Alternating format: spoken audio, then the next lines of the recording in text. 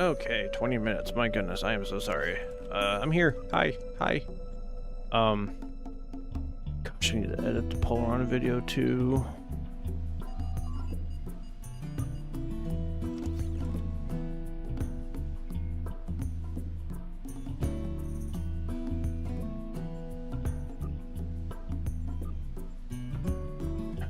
Preparing for the phaser video. I need a dual beam of that. Need a dual beam of the other. What else do I need to get for phaser?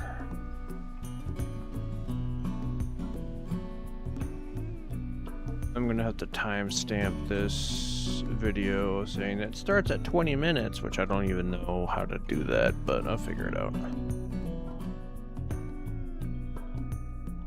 So it's still time, so...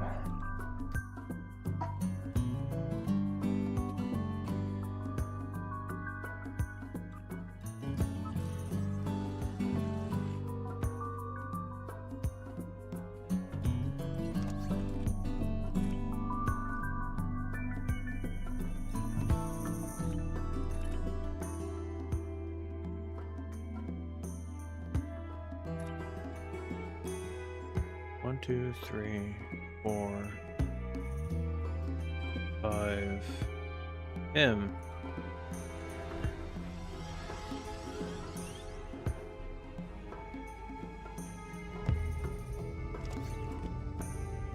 And I do not have the dill. Oh gosh, I gotta do stuff on this character. Wait. Oh, this is gonna suck.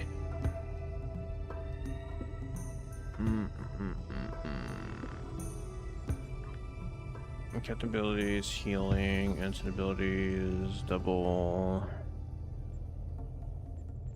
And I don't have any other cooldowns to wait until 20% research time and engineering reduce abilities. So that does not help me.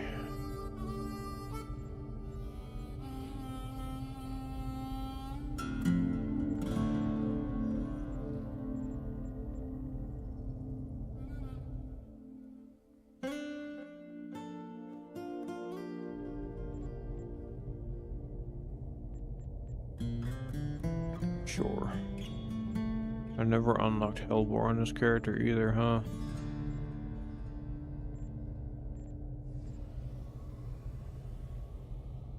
Nope. That's fine. So I gotta grind on this character to get the dill. No, not log out. Change characters. Here we go.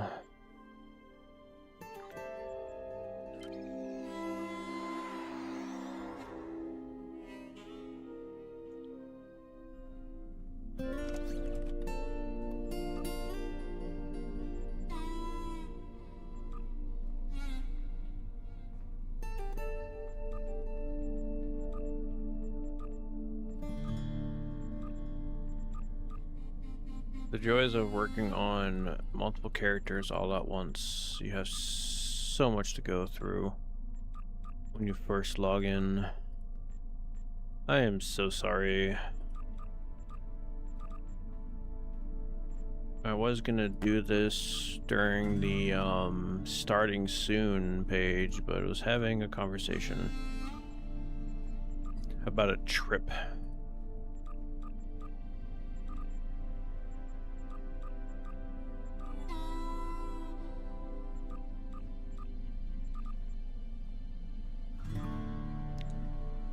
That stinks. So I need Undine marks to do that, and I need competitive marks. Awesome. And discovery marks.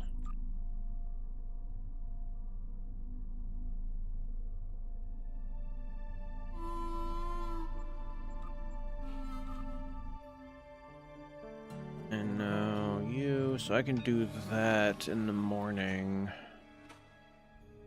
when I'm not streaming. I need to farm dill for him too. Checked it again? Why'd you check it again?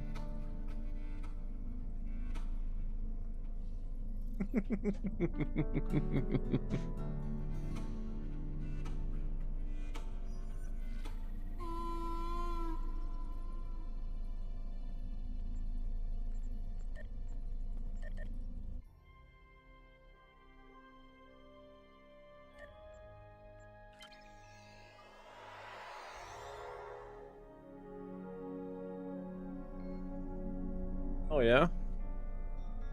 Just wanted to hear your thoughts on the ship. Bro, I want to talk about it so badly. Oh my gosh, I cannot wait. Once soon as I get my hands on it. Well, here are my thoughts on the ship, just in general, when it comes to what I have seen so far. 1, the ship is going to be a beast. 2, the fact that it's going to be basically a super bird of prey, it's going to, yeah, the thing's going to be awesome. And the fact that we're getting the birds of prey unlocked for everything now is going to be absolutely amazing. I've actually been playing with those birds of prey. They've always been strong. Keep in mind, the birds of prey, the pets, have been in the game since, if I remember correctly, since that carrier was added to the game, the Vokuv. I'm pretty sure. So remember when I joined the game, the pets were already around, and I joined in around February, March of 2012. So they're already in the game. These birds of prey, like a buddy of mine is more excited about the Burrell pets than the ship itself, but the console is going to be, oh my gosh, like there's going to be a new wave of like pet builds because of this console, amongst other consoles too. Like if you combined, like I'm all over the place with this thing, that's how excited I am. Like I really can't just like, you know, talk about one thing. I have to talk about all of it because it's so good. Oh my gosh. Like every single time they release a new event ship, I get more impressed. Like I thought that they couldn't top the Alliance Jug, then the Noble came out, and like I thought that the Hollow ship was gonna be like the best starter ship, but now I kind of am leaning more towards the GOM 2. So the Cavort, you know what? I'm just gonna break my rule, and if people hear it on this stream, and then they get to hear it, but I'm not gonna make an actual video on it till it actually is in my hands, because that is my rule. Cavort Temporal Flight Deck Carrier will have a hangar bay that gives you the ability to use the Burrell Birds of Prey, which is what I'm going to be using, because those things are absolutely amazing. You're going to be seeing me use Burrell Birds of Prey a lot. It is temporal primary, so you're going to be able to do uncon like crazy. So since you're just walking, listening, I'll go ahead and describe the bridge officer seating for you. And for those who end up watching later, go ahead and zoom in. So the bridge officer seating has been laid out as a commander tactical intel seat, a ensign tactical, lieutenant commander engineering / command, so this thing can be a torp boat, and it's going to be a really nasty one at that, a lieutenant science, and a lieutenant commander universal. So the way that I would set the ship up, use beta 3 while for beams on that ship because of the commander tactical seating, and the other 3 abilities are going to be temporal. No matter what, the other 3 abilities are going to be temporal, period, because of uncon. If you're going the uncon route, that is, of course. And then if I was doing cannons, the commander seating would either be cannon, rapid fire, scatter volley, depending on the build that I'm doing. And then I would just run beta 2 on the universal slot. So the universal, the lieutenant commander universal slot, I'm going to be using for tactical, period. So I'm going to have a total of 1, 2, 3, 4, 5, 6, 7 uncon procs, because command engineering has 2, the temporal will have 3, and the science will have 2. And so I'll have basically be running 1, 2, 3, 4, 5 tactical abilities, which once I do get my hands on it, I need to figure out which tactical builds I'll be running. Obviously, attack pattern, since my specialty is primarily beams, Attack pattern beta 3, beam fire at will 3, cannon rapid fire 1, distributed targeting 1, and chemosite 1. Maybe even torp spread 1 over chemosite or distributed targeting because of cultural conquest, because that trait is just really, really good. With this being a raptor, it's 5 weapons in the front, 2 in the back with experimental weapons, so 5-3. And then the console, oh my gosh, this console, dude, this console is like disgustingly strong. I cannot get over how strong this console is. Summons 2 Klingon birds of prey, which both of them have a 360-degree arc disruptor quad cannon. As soon as I read that, I was like, okay, that's strong. So no matter what, it has a 360 quad cannon on both, a 360 turret, obviously because turrets are 360, and then a photon torpedo. One of them has surgical strikes 3 and cannon rapid fire 3. The other one just has cannon rapid fire 3. But either way, like these birds of prey that you can summon just from the clicky of the console, oh my goodness. Like, I'm having so many ideas with just spamming pets. So like the ultimate pet build now is going to be this console, the console that spawns the Enterprise and another Odyssey, the Gemini Vanguard carrier console that spawns that lower half section, the Temporal Disorder console that clones you and spawns 4 of you. Like there's so many things that you're going to be able to do that you're just going to have like a swarm of pets. Like at one point I did a pet build on the Hive just for lulz, and I had over 39 pets. That's including all the clickies that I had at the time. Since then they've added more, and just pets, and then the traits with pets that also spawn. Like there's a lot, and since then they've added more. So it's just, oh boy. Like this like I might have to do a part 2 of the free build that I did for the GOM 2, because like this ship is so good. Oh my gosh, I cannot wait for this ship. Like once I get my hands on it, I'll be able to do a proper breakdown. I don't like doing breakdowns that are just, hey, look at this webpage, and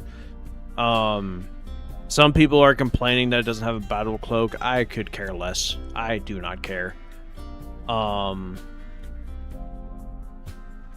Like people are still nitpicking, but you know, welcome to Star Trek Online. Majority of the player base just is like that, where I'm unbiased. Except for when it comes to the Vulcans, ships, and the Tholians, then I'm very, very, very biased. But yeah, like I actually look at the value of a lot of things, which people don't seem to like, but I'm okay with it. Yeah, the Cavort. One thing I do have to say, Ninja,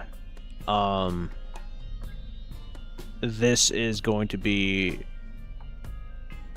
just like the Noble, and just like the Alliance Juggernaut, and even just like the GOM 2. Such a great addition to every single player's arsenal.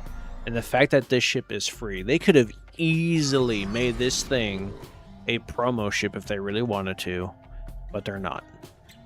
And when someone commented on one of my videos not that long ago saying, oh, so you still have to, you know, spend all this money to get a decent ship. I'm like, you haven't been, like, the one thing I wanted to say was, when was the last time you played? Like 2016? Like past 4 years we've had one banger after another. Like I wanted to break my rules so badly, just like I did with the oh gosh, what ship was that? Give me a minute, I need to go to my channel. To my channel. Go to my studio tab, content. I'm honestly surprised that my Terrence Ignis video has as many views as it does, because that was almost an hour. Where is it?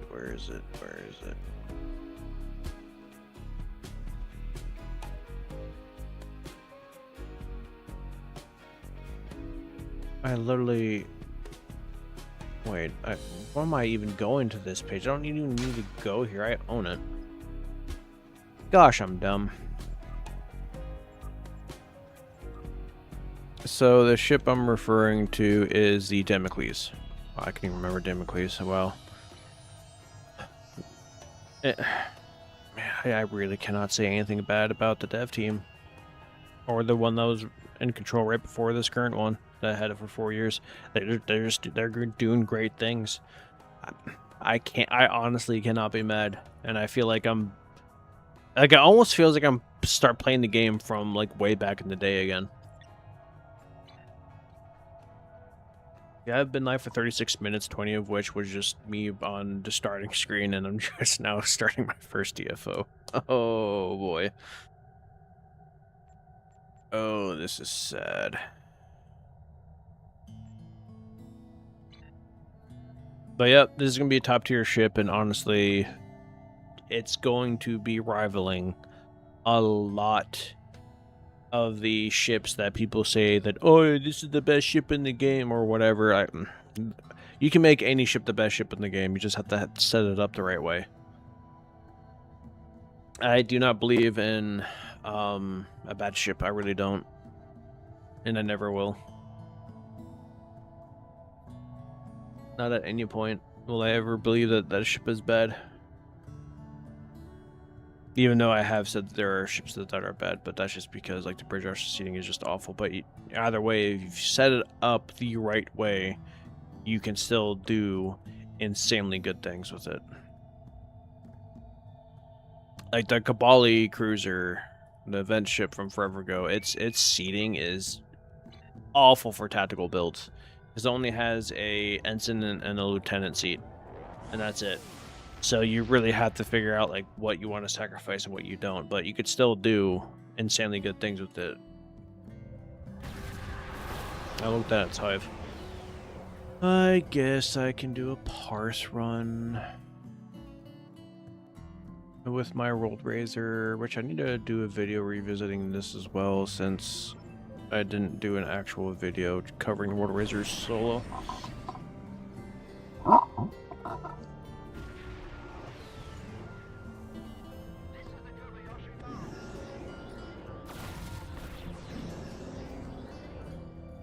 Oh yeah, no, new ship, 10 out of 10. But before I even get my hands on it, I'm already saying that's going to be a 10 out of 10 ship. Bridge officer seating is solid. Console layout is solid.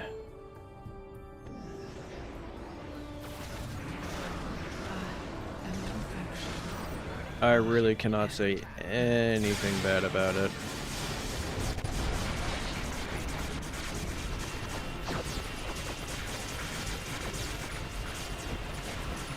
The ship isn't even out yet, and I can't say anything. And I forgot the Tark parse. Wow.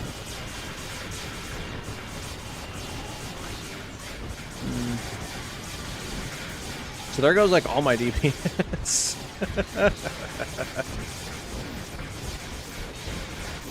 That's fine. Stopped caring about my DPS a long time ago.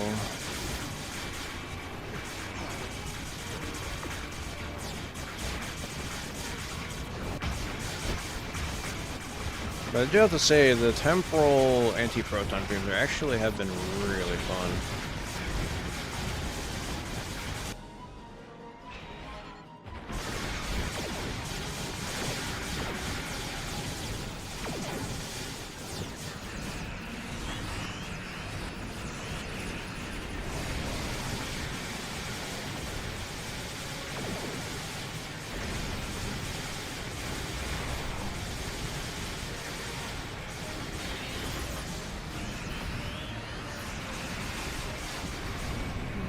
I activated that way too early.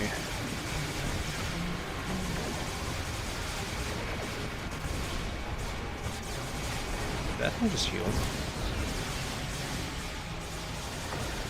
Why is it healing?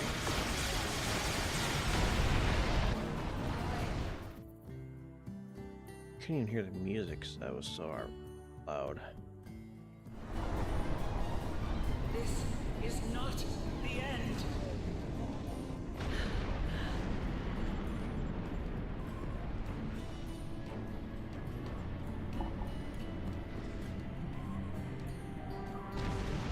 Let's see if anyone was parsing, but I doubt it.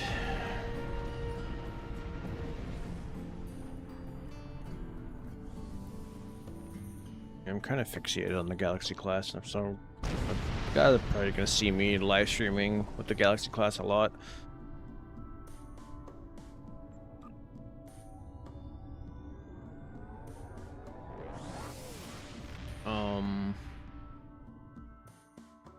Let me see. I need to figure out what I'm gonna be. So tomorrow I'm gonna be editing the Polaron video, showcasing every single Polaron type in the game. That's gonna take longer than Anti-Proton. So to go through characters.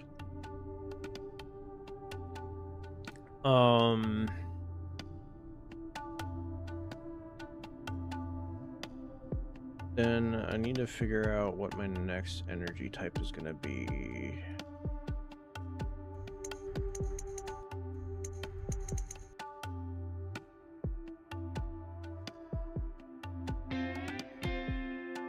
Oh, Disruptor is gonna suck.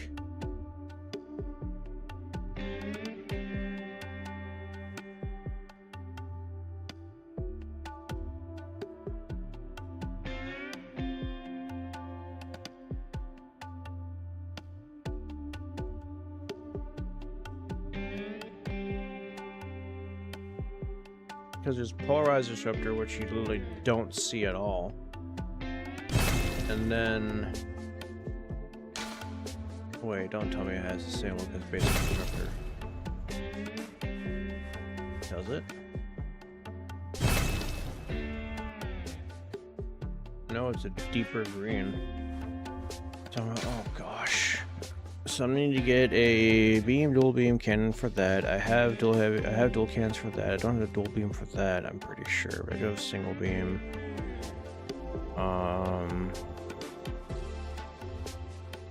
I think I got dual beams for that and single beams, and I have dual cannons of that, so that's fine. I don't know if I have the Terran variant though. I think I got dual beams of it though, but not. Yeah, Disruptor is gonna suck acquiring because there are disruptors that getting them is gonna be a pain and expensive, which I already broke my bank account in the game, both Dill and EC, just doing the Polaron video. Oh boy, that one might have to be delayed.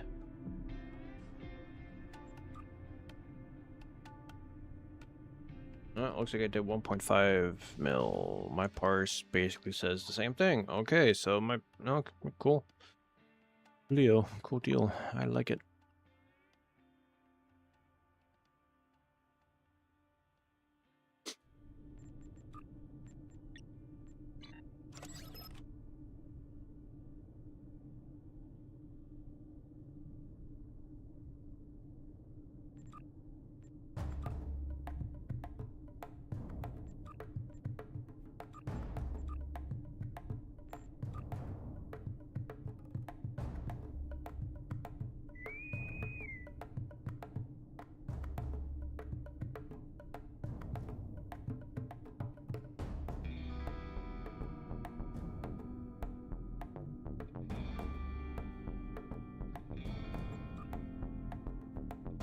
So much to do and not enough resources to do it.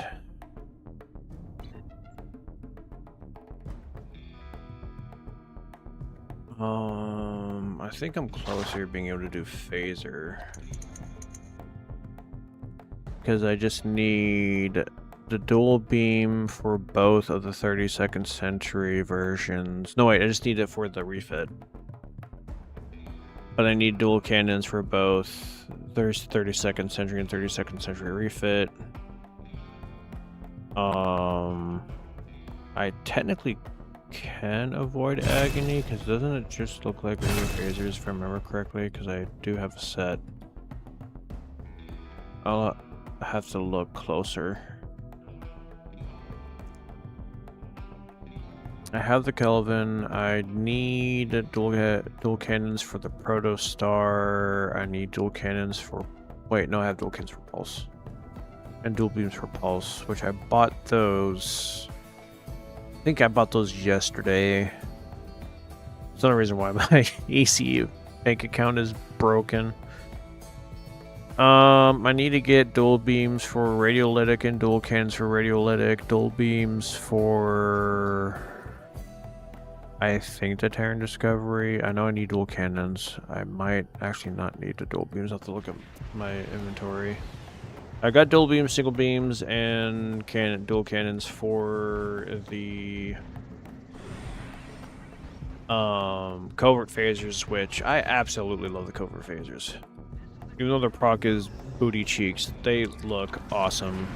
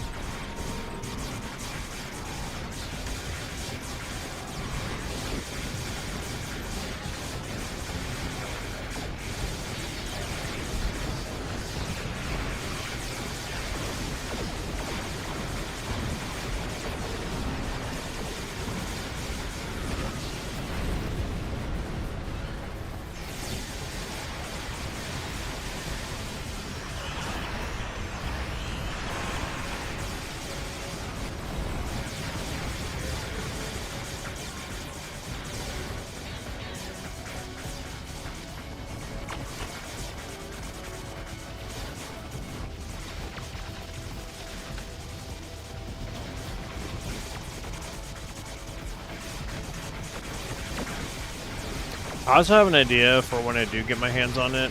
If I ever...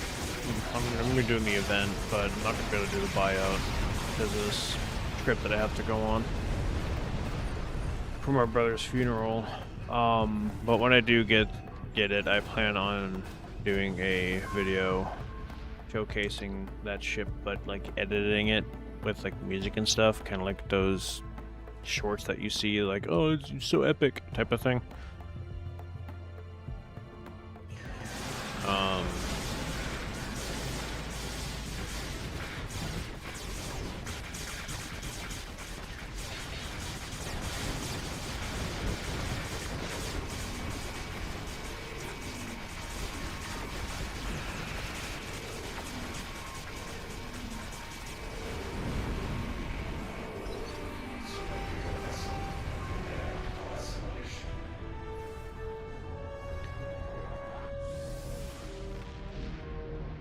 Man, every single time they release a new ship, I just get more and more excited. Now, granted, I wasn't as excited for the GOM 2 as I was with the Noble. But I'd definitely say I'm equally as excited for this ship as I was with the Noble. But yeah, I'm definitely going to do a very thorough breakdown on that ship, for sure. I already got the upgrade tokens for it.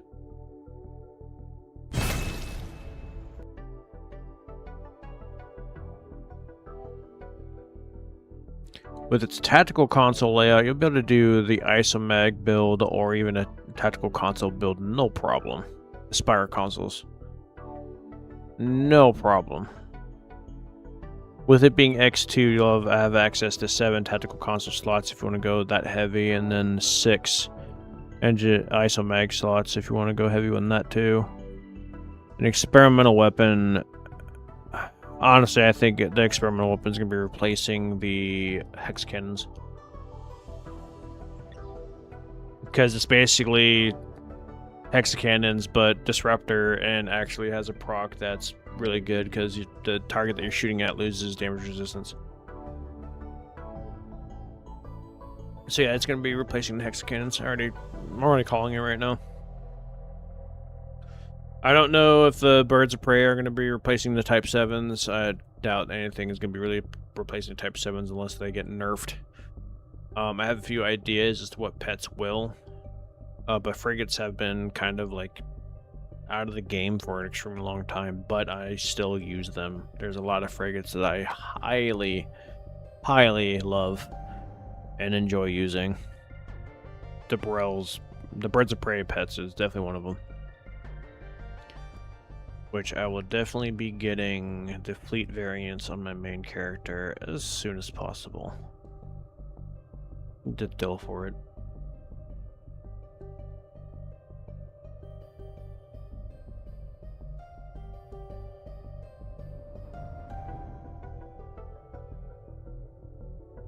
Still need to do that one mission to get more of the Dominion Polaron because I really like the way that they look.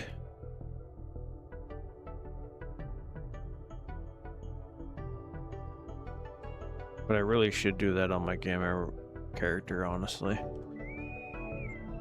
But my Gamma character is really not set up at all.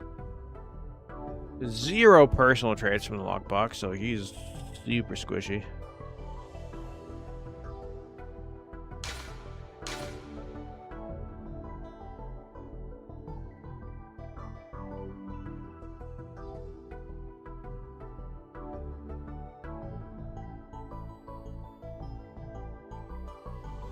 Like, this is disruptor damage times 10.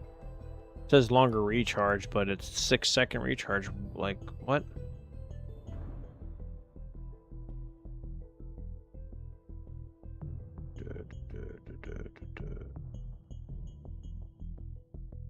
And I don't have any ships on here comparing it to any other vessels, which I don't know why. I already know what the seating is.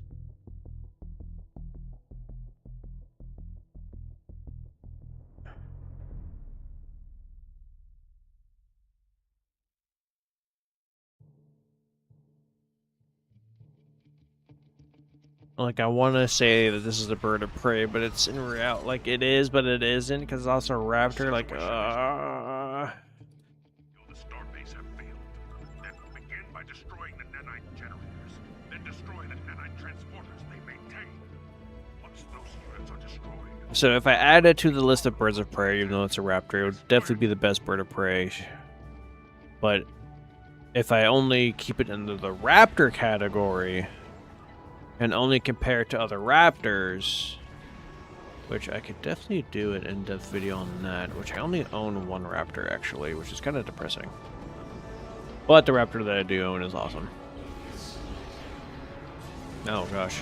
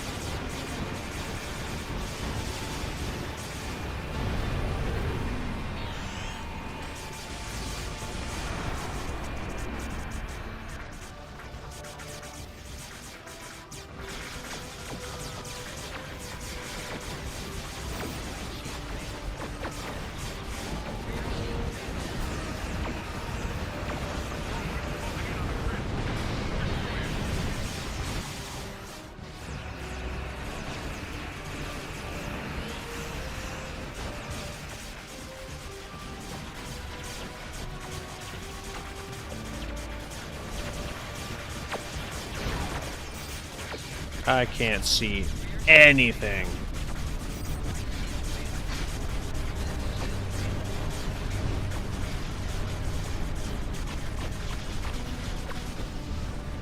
$1.4 mil. Oh, this is fun. Alright, yeah, temporal AP is fun.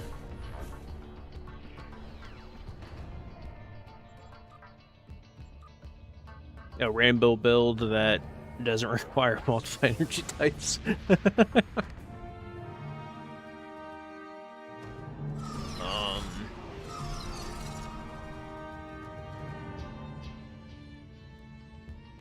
So when I did that anti-proton video, there were two anti-protons that really stuck out to me in terms of visuals and sound effects, and that was the temporal defensive chronoton, and then the Iconian rep. I just upgraded like a bunch of those beams. Where are they? The Radiant anti-proton. The Radiant anti-protons have like this bronze gold style color, which I think is really awesome.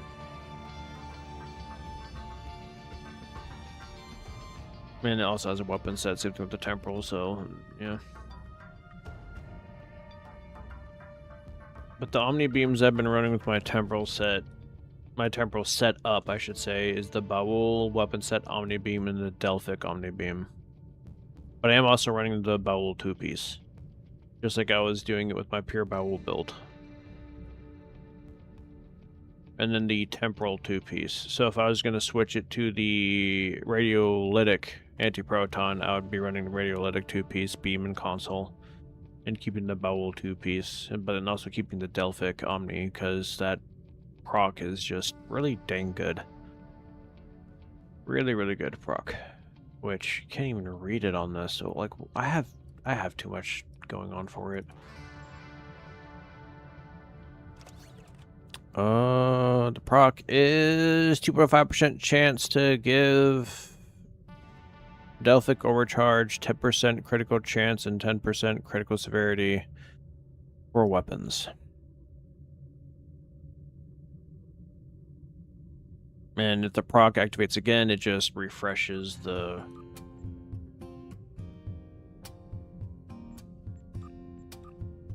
thing, so it doesn't actually go away. When it comes to Polaron, obviously the Breen Polaron is still one of my go-tos because it just looks so good. But the Dominion Polaron, which is insanely hard to acquire, only because, well, it's not insanely hard, it's just time-consuming to acquire, looks really awesome. And then the Phase Polaron also is something I'm interested in because it looks really good too. But you're really not going to see that either because Lockbox, and it's literally the first Lockbox Polaron in the game, and no one really gets it because it is not that great. Because its proc is only power level. It's basically a combination of Polaron and Phaser. It's proc. Basic Polaron and basic Phaser, so you're not really getting much out of it, but it looks great. And I'm all about the visuals, not the effects. How does it sound and how does it look? If it sounds and looks great, oh yeah, then you're gonna be golden. But if you're chasing, you know, weapon proc effects, then yeah, you're not going to use a lot of them. Like for example, one of my favorite disruptor in the game comes off of a Zen ship, and once you own the Zen ship, you can get it from the Dilithium store, and it's the Lethlean disruptors. They have the basic disruptor proc, but yet it feels like they don't do as much damage as basic disruptors, which is weird because they have the same proc. I don't know why. But the visual effect of the Lethlean disruptors is my favorite. And they sound absolutely amazing. It just really stinks that the Beamfire at Will mode on it just sounds like basic phasers, and I would love to submit a ticket to be like, hey, this has phaser sounds, and it kind of like is off-putting, but I'm not gonna waste their time with something so trivial of a weapon that literally no one uses except for me. So let me see. I need a few more phasers. I need a lot of disruptors. What about Tetrion?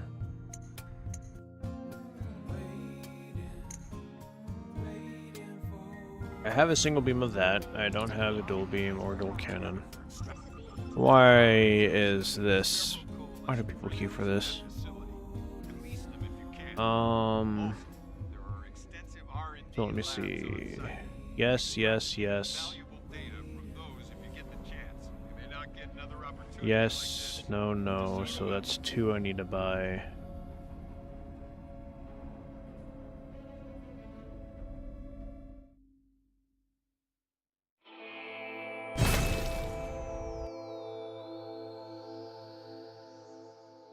Oh. Yeah. Need to buy one of each of those, so that's 5.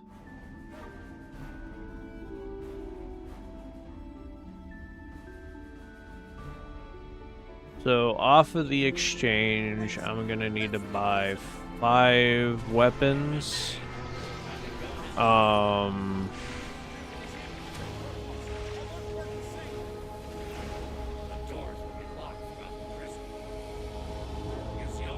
And then with reputation, it's just the refracting Tetron that I need to get my hands on. Oh, I'm gonna want ammo. Duh.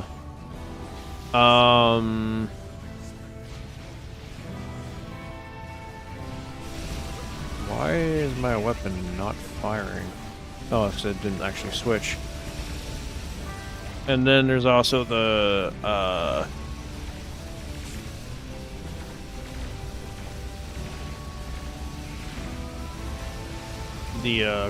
Colony World variants I need to acquire, and that's the lithium. So maybe Tetron will be my next one that I record after I get the Polaron video edited.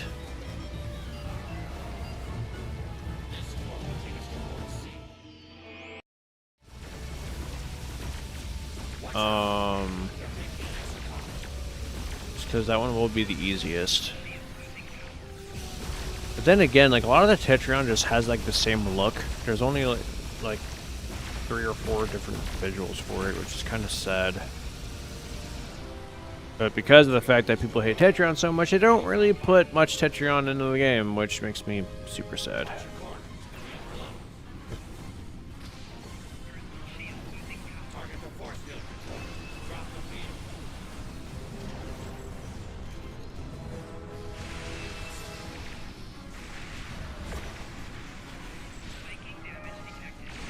Why am I being targeted so dang much? Where is everyone? Oh, I died.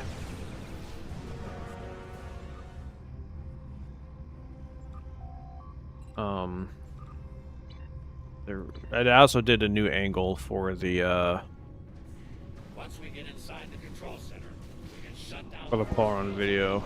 I wanted to try to get an angle on like what it looks like being shot by them too, but I just could not get a good angle on it. Like if I had like a free roam cam thing, which I don't have, then yeah, I could definitely do it.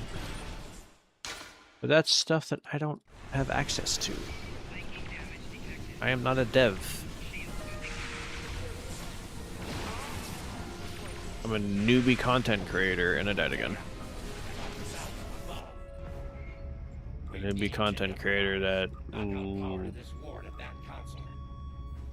Computers will switch over to auxiliary power, but the force field will come down. Of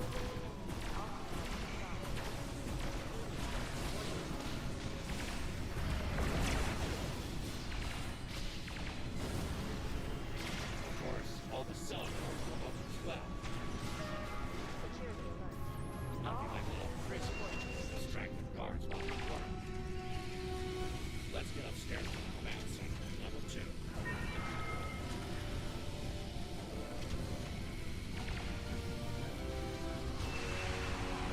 This is the warning. Terrorists have released the prisoners in Denmark. All available units respond immediately.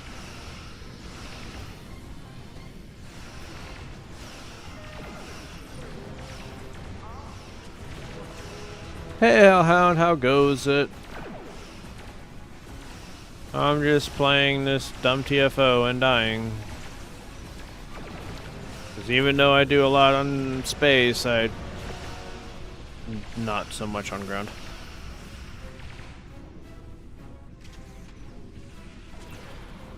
Plus I'm kind of memeing playing with the photon charge launcher because I think that weapon is so fun.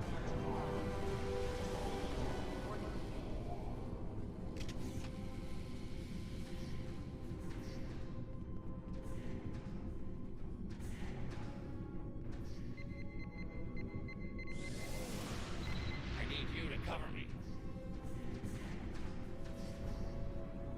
I need you ready to override any lockouts and secure. But I do understand why people say it's not a good weapon. It's not lost on me. But it's still so dumb fun. Override the security lock of our back console.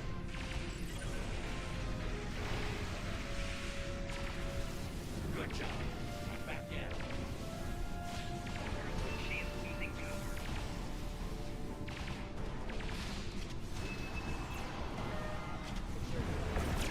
I'm about to die again. I died. But that's okay. The only time I've ever seen this mission fail is when people don't rescue, is when, well, I actually say people, is when the team doesn't rescue them just as much as at fault as they are. How goes it? I'd honestly answer that in a DM instead of bringing down others with how it goes right now. Oh, no worries. Trust me, I understand. I really would love to do the buyout for the event so that I can create the video on it, but unfortunately, because of my trip with the funeral with my brother, I'm not going to be able to do any of that.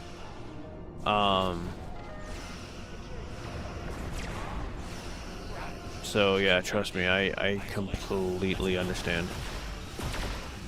Still am having conversations about that whole scenario, even though I'd prefer to completely avoid it, but that's just me.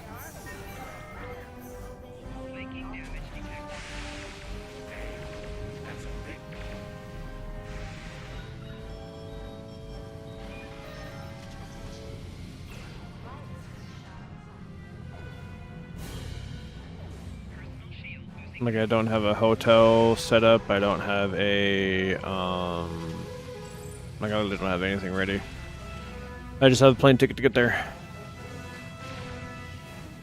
And no money to really do much when I get there.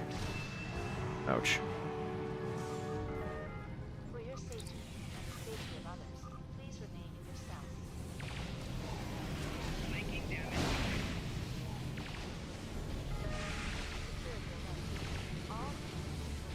What are y'all doing?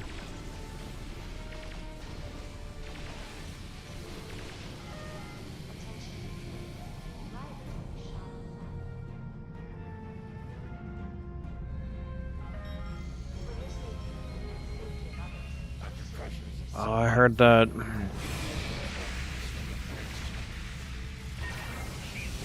Yeah, it's been definitely a rough few years for me too. So trust me, I completely understand. And do not worry, brother, I'm here for you.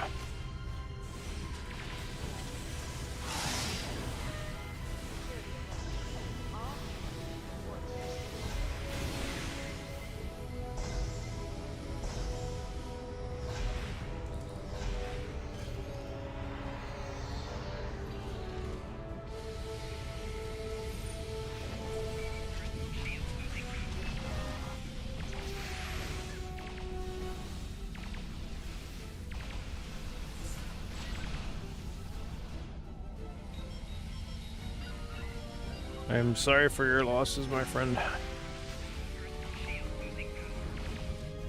Why are there more? What is happening?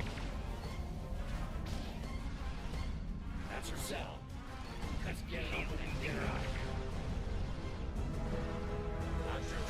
Did I not save this guy? Sir, excuse me. Oh. I'll do the rest. Is that absolutely necessary, Doctor? Yes, I need that data. It's worth the risk. Very well. Let's get the Doctor to her precious data. Move. Okay, so this hallway's already been done. Did no one do this hallway? Emperors change, but my loyalty to the Empire does not. Still don't know why my guy just randomly rolls.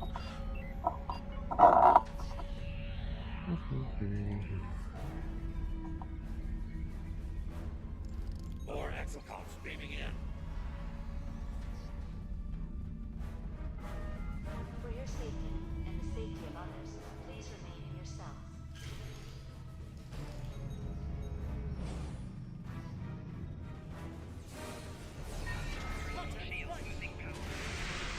So tough. Personal. That.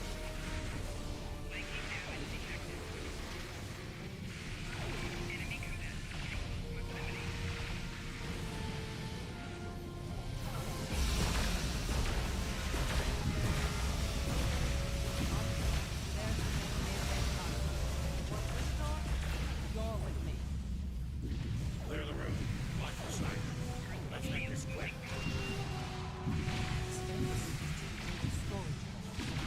I'll call out. Once you acquire a data thread, bring it back to me.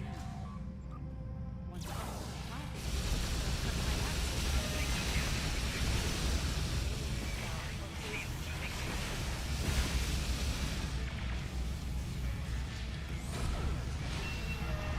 For your safety and the safety of others, Okay.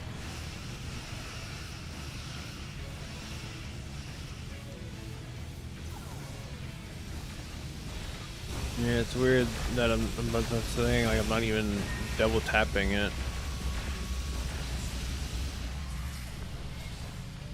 But nothing I can do about it. obey Here's and the all first data commands set. from guards. Disobedient or Data vault 2. Data vault 4. Go. Data vault 3.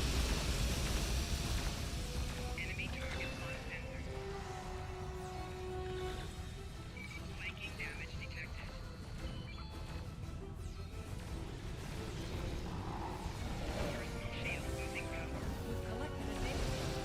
Bring it back. for your safety and the safety of others, please remain in your cells. Like you don't need to sit here and fight everything, my guy.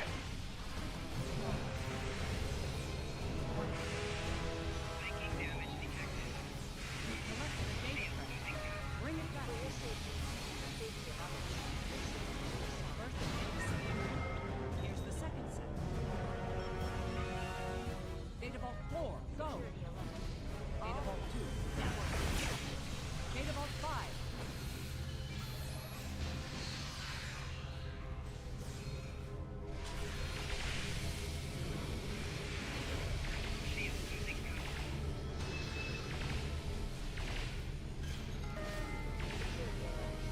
All hands report to your station. Second data set. Here's the last one. Hit data vault 3. Data vault 2. Now. Data vault 4. Go. For your safety and the safety of others, Yeah, it's definitely possible. I mean, this keyboard is kind of aged a bit, so it's possible that they're just extra touchy too. all hands report to your station.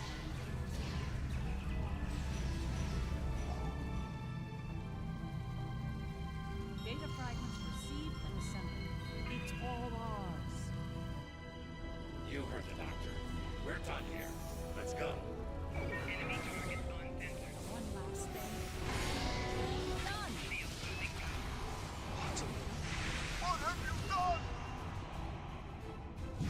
Like, look how many there are. Like, that is just absurd.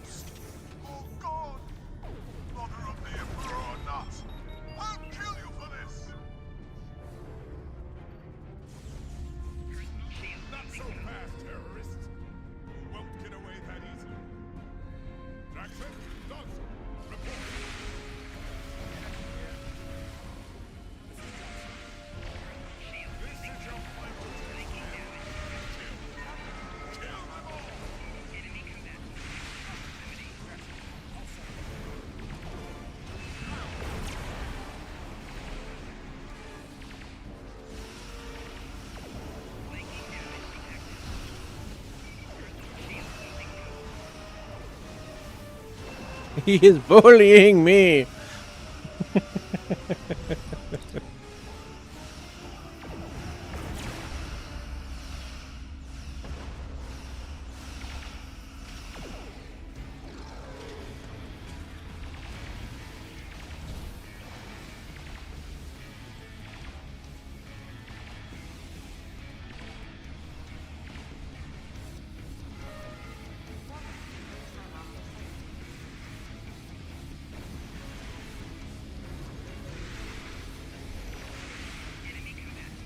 Died instantly. Wow. How do I not have... Okay.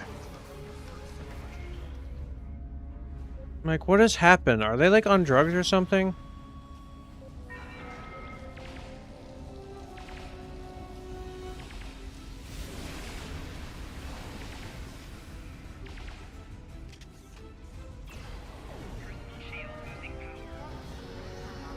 Like, I just am taking all the damage. I can't heal. Hold on. No, my traits are still there, so I don't know. I don't know.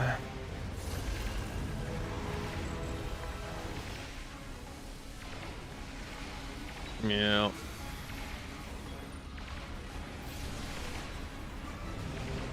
I need to restock on my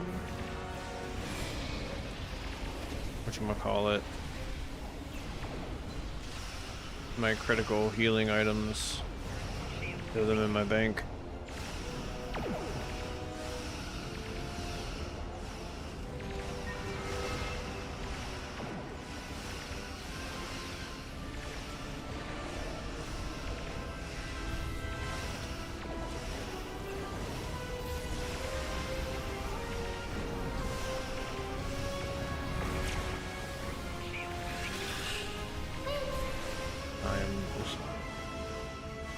Wow.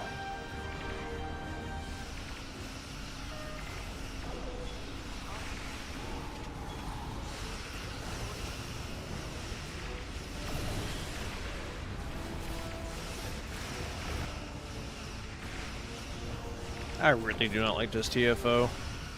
I do not like it at all. I used to enjoy it, but like doing Elite so often and seeing it like drop like 50 times in a row, I do not like this TFO.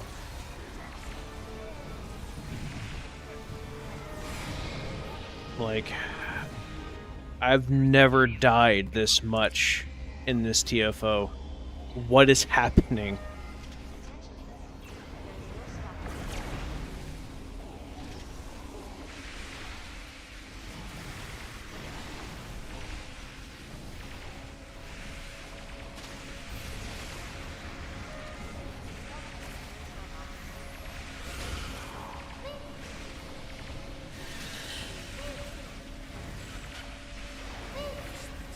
We did it! Freedom at last. Why is you showing me? Wasn't the guy Jem'Hadar like 2 seconds ago?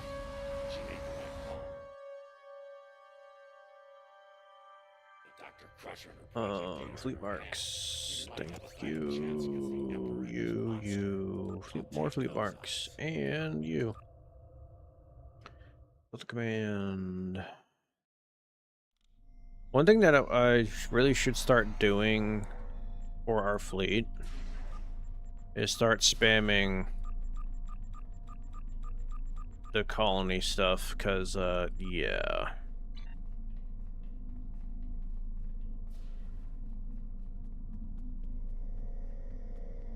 Yep, nope, same. I basically just get by. Grunt guys this way.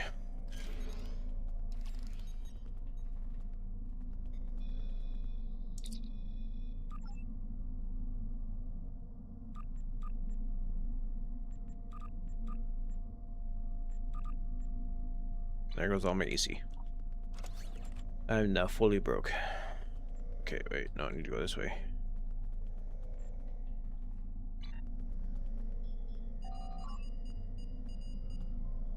What?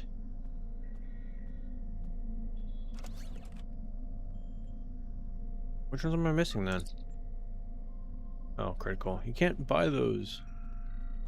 Does this place have a engineering infirmary? It does. Awesome.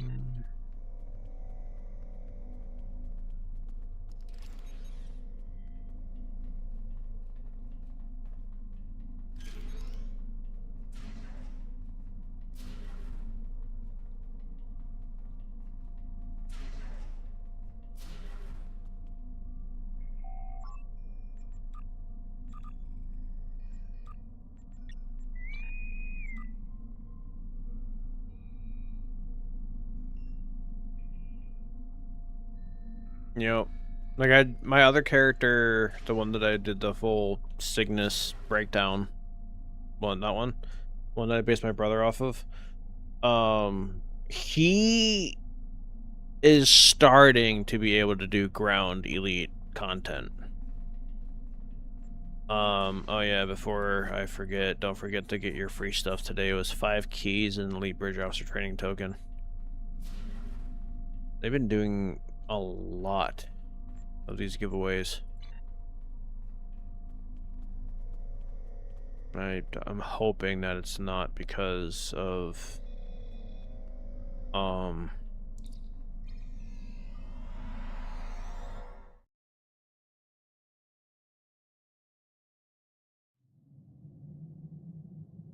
yeah, I know. Oh wow. I was super proud of it. I was like, literally, I did the TFO, and I was, as soon as I saw the parcels, like, no way. The fortress ship's integrity field by destroying multiple nodes across the hull. Once that's complete, we'll be able to breach the hull. Like, I was so excited because that was my 4th character that broke a mill, which I actually have a 5th character that can break a mill right now if I get a good run. So I have 5 characters. Oh gosh. Oh, there you go. Yeah, the Crenum Chronophage, aka the Crenum Time Bug. By far one of the best consoles. Like, it's definitely up there.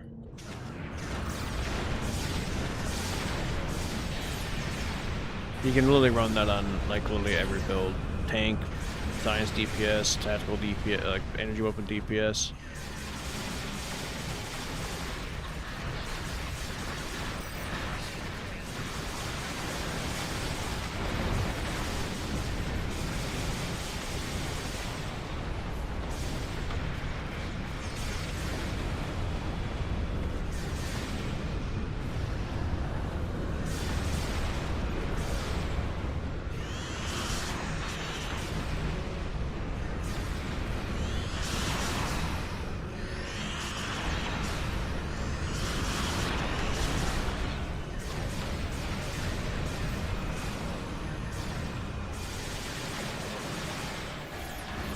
Oh yeah, Boimler Effect is a huge trait to get.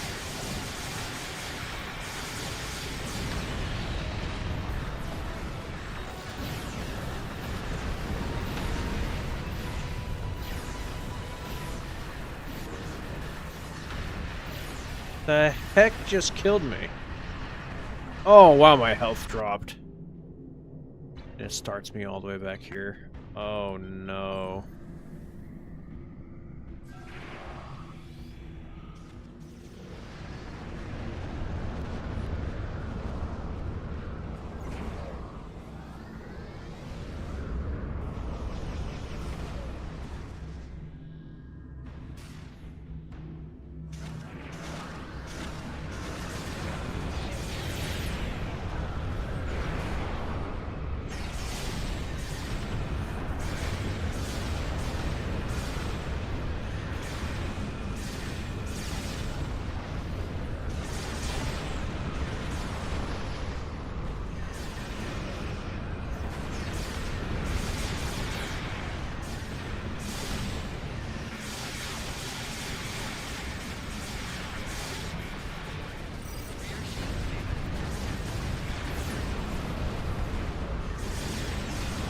Yep, completely outrunning that.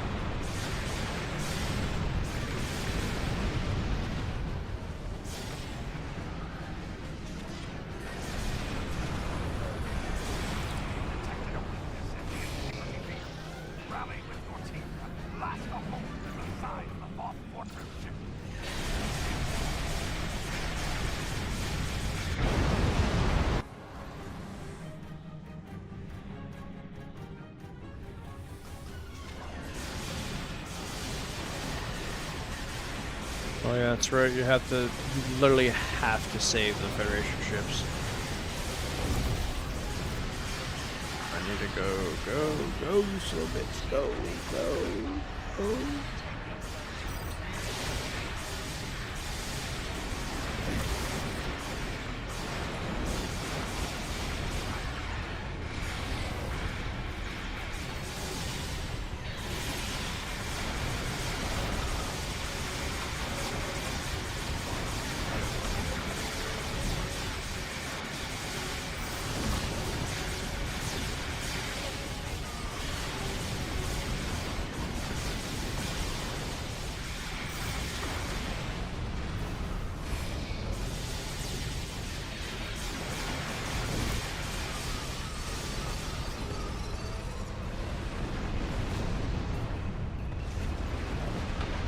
I think I've done this TFO enough to know basically where all of the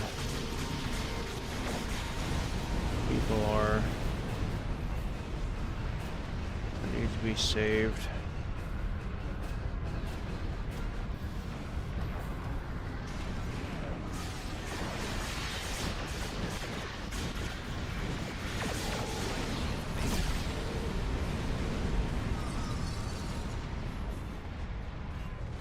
There's like 3 in each section that you have to go to.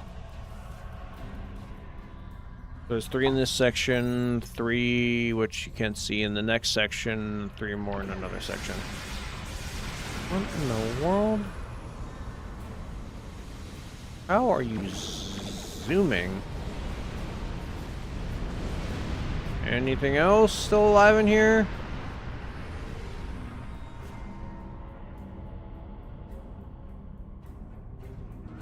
No.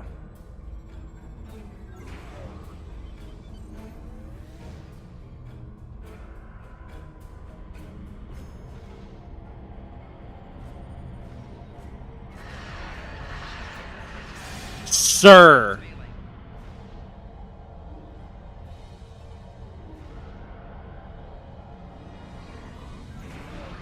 Oh, that evil AI. Oh my gosh.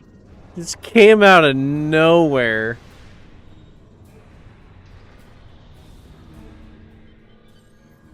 Alright, so there's 3 more in here. And then the other section is where we have to go shoot that horror thing.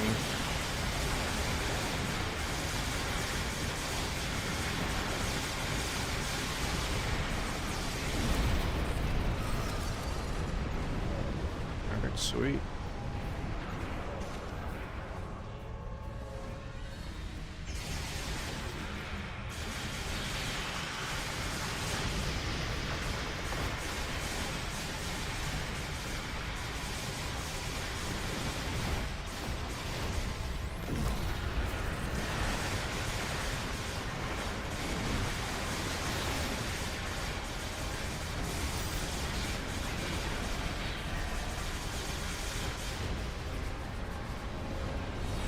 Still trying to get used to this new spam bar that I'm running.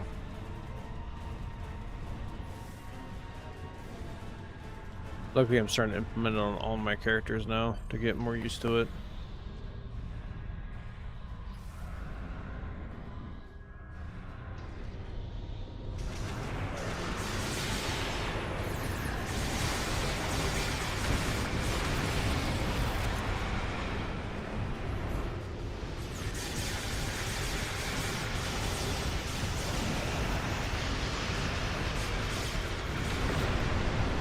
Is new to Stowe and just got the inquiry from the lockbox. Our first ever box in Stowe. Nice. That's actually a promo ship.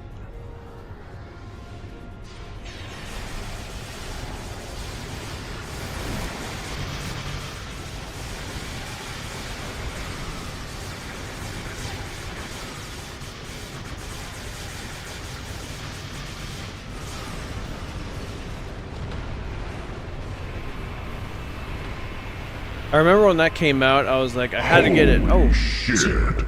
It does that, but I don't know if it's... Is that my... Really? Is that my YouTube channel? Or, like, what is that? Okay, yeah, that's my YouTube channel. I just got another subscriber. But it's not telling me who it is. And it's not showing... I really gotta look into that.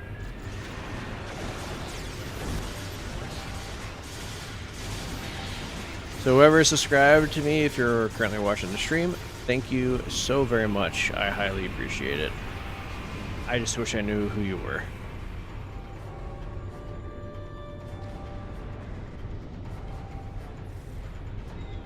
Did I just see what I thought I just saw?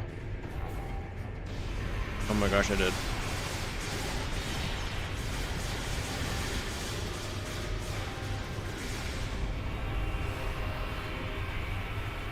I still need to do a proper, like, test drive of that one and really compare it to the Legendary.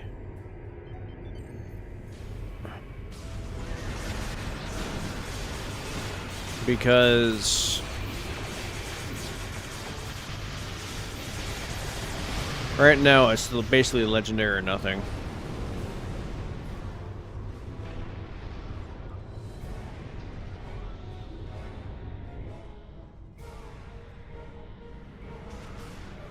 And like no one even gives the promo one even a thought. Which I should probably add that to my series of, you know, ships that have been forgotten lots of time.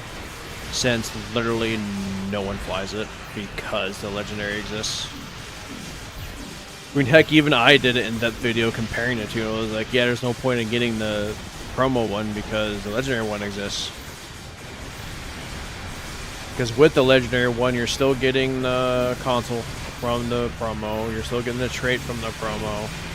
So in reality, objectively speaking, yes, getting the promo version doesn't really matter.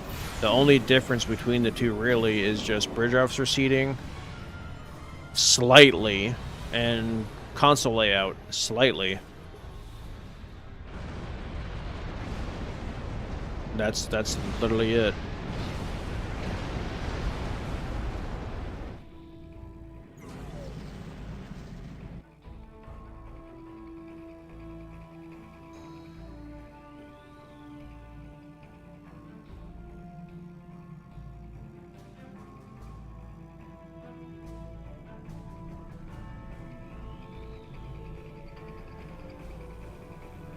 Well, I'll be more than happy to do a video on it. As a matter of fact, let's go ahead and do one right now. We'll do it live. We'll record a video live.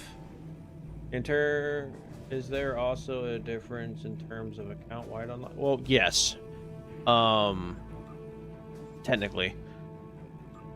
So with the Legendary one, go ahead and show you since I own it. Which is this one. As you can see, it looks pretty much exactly the same. It's just slightly lighter and the deflector is different. The one that she has is the Inquiry, which I personally really enjoy its design. I like how different the deflector is. It looks more like combat focused. But yeah, I can really break down both. Like I said, I did do a video comparing the two. And literally the only difference between the two is the console layout is different. One has more engineering consoles and one just has more tactical consoles only by one. And then the bridge officer seating is slightly different. However, it's also the same. Both are Miracle Worker primary and Intel secondary. So let's go ahead and make this video live because I actually have been wanting to... Like I'm basically going over a lot of ships that I've already gone over once. Primarily because of the fact that some of the ones that I did, I just basically just grouped them and compared them to other ships, but I want to do an individual one as well. Take off, discharge, A.F.S. Pioneer. And now I'll go ahead and pull up my Inquiry from the dry dock, because I know it's in here somewhere. I just have to find it. We will do this recording live. Wouldn't be the first time I did a recording. Oh, there it is, Inquiry Battlecruiser. Perfect. I forgot that it was named the USS Warwick. If I remember correctly, that's literally what it... Yep, there it is. So as you can see, this one has... So here, I'll do this. Boom, boom, boom, ships, click. So, looking at them both, 4 engineering, 5 engineering, 5 tech, 4 tech. That's literally the difference.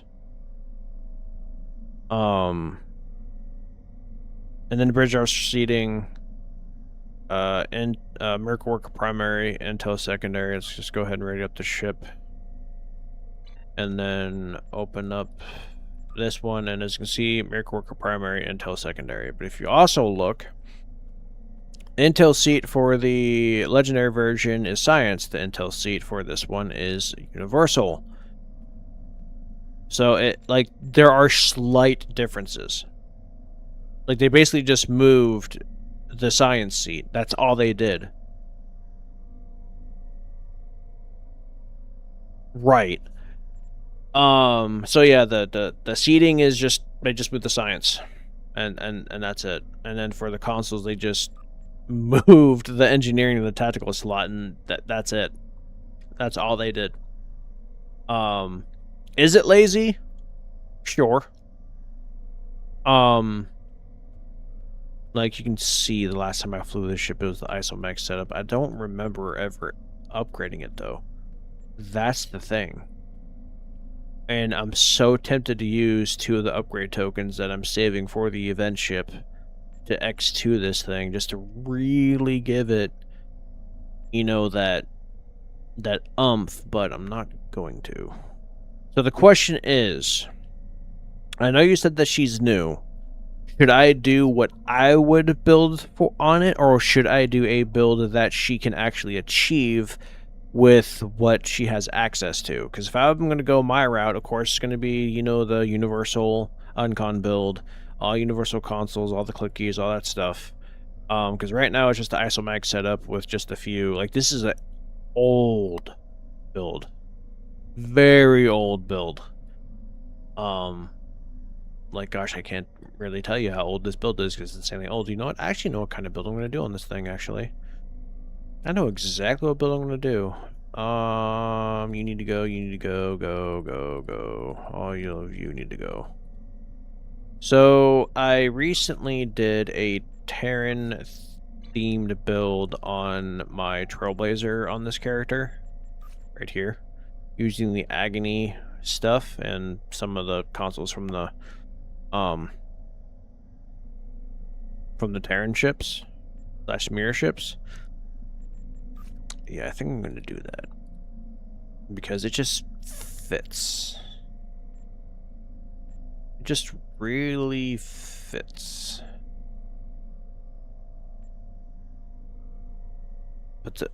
But I really like doing Polaron though. Polaron's my favorite right now. And I also really need to go through and delete some of these consoles that I know I will not ever use again, but I can easily reclaim. You can be stored, and I think I might use you. But I'll store you, because that's a big maybe. So I'll do my build, what I would normally do. I think one of my videos recently, I did, what you want to call it. I did, like, do a breakdown of, like, it was my Cygnus build. So yeah, you already watched it. I literally named, like, this is the ship that it came from, this ship that it came from. And honestly, every single one of my videos from now on are going to be that long, because apparently I need to do a full breakdown on every single one of my builds, even though they're literally all the same. Until y'all sit there and say, stop it.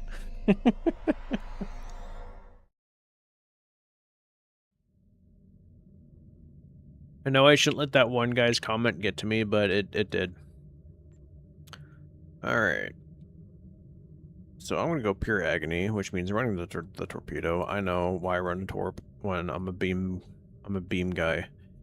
Because agony. Do I even have another single beam agony phaser? I don't think I do. Oh, cool, I got a never point. Intel recharge, I'm sure.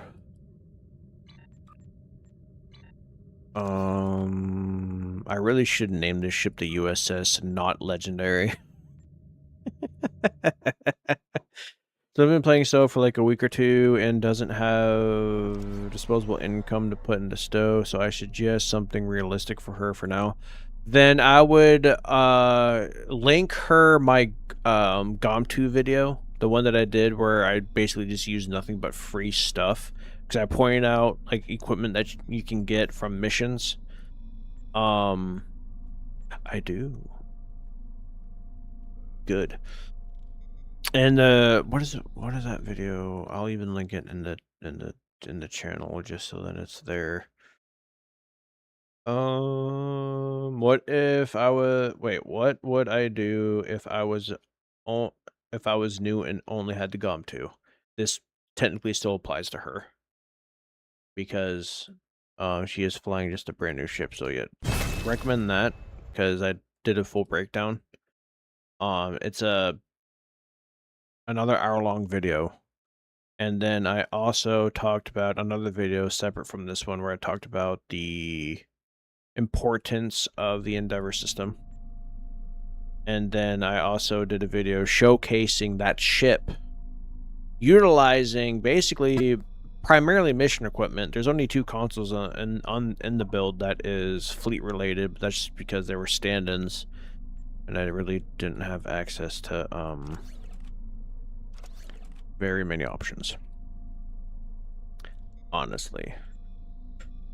Okay, but at least with this, she'll be able to like know what to aim for, because I'll do a full breakdown again, listing each Zen ship to like aim for. Like for example, if she does the event campaign, granted she probably might not be able to get this one, but next year's event campaign you get 2 free T6 ship coupons. And I'm sure they're gonna be giving away a T6 coupon at some point, just because it makes sense with how they've been doing things. Agony. But yeah, that GOM2 video, like I go through a lot, and there is a lot of really good stuff that you can get from missions, like the Bajoran set, the 3-piece, deflector, engine, shields. Really solid 3-piece set that boosts phaser, plasma, and disruptor. I even talk about like which energy types through missions are the easiest to spec into, which is going to be Tetrion, phaser, disruptor, Polaron, and anti-proton. Reason being, those 5 have mission weapon sets that have Omni-Beam. So I'm giving her 100% T6 coupon with my 13th anniversary bundle. Alrighty, then when you do that, I literally have basically like an important list of what's the most important T6 Zen ship to get in order. Like I would probably say the Awani is number 1. Because A, Type 7s, even though the ship that she's flying doesn't have hangar bay, but it's good to have for future reference. B, Fleet Power Network. And then C, its trait is actually really, really good. Oh my gosh, that trait's so good. But yeah, like there is a lot of things that I would recommend, and that's definitely one of the top. For sure. The Awani carrier. So it is this one. And for some, I don't know why, but I feel like that this is a like promo or lockbox ships. I could have sworn it was, but I can't find any evidence of it. Nope. Cannot find any evidence of it, and now I cannot remember what consoles I run. There we go. Definitely need that one. Definitely need you. I forget this console so much, and it's wild. Like, y'all don't see a lot of things that I do because I'm not always streaming, obviously, and I forget this console. This console, like, probably the most. Like, I would love to sit here and just stream all the time that I'm playing, but I'm in a lot of Discords, and I know that a lot of the people don't want to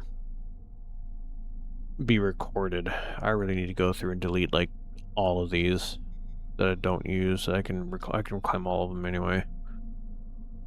My last console. Oh my gosh, why am I not remembering the console that I want to equip? I mean, I could. I know what I'm going to do. Just because I don't feel like digging through everything, I'm just going to slap that on. Boost my phaser damage. And the 2-piece boosts it even more. It gives me flight turn rate. And plus, I've been kind of like leaning away from, I still need to get my hands on the Agni Omni Beam. Oh, this sucks.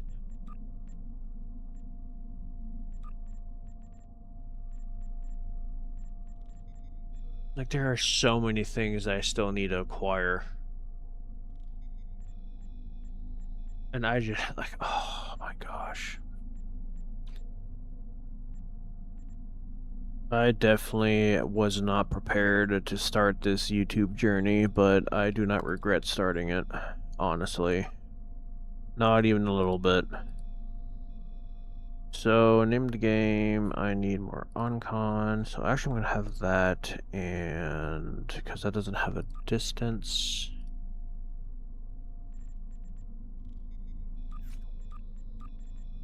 Wait, 1, 2, 3, 4, 5, 6, 7, 8, 9 Oncon procs. Oh boy. Honestly, yeah, no, it has to go this way. Because I need that. And wait, if I'm gonna, I could easily keep this though, actually. I might just keep that.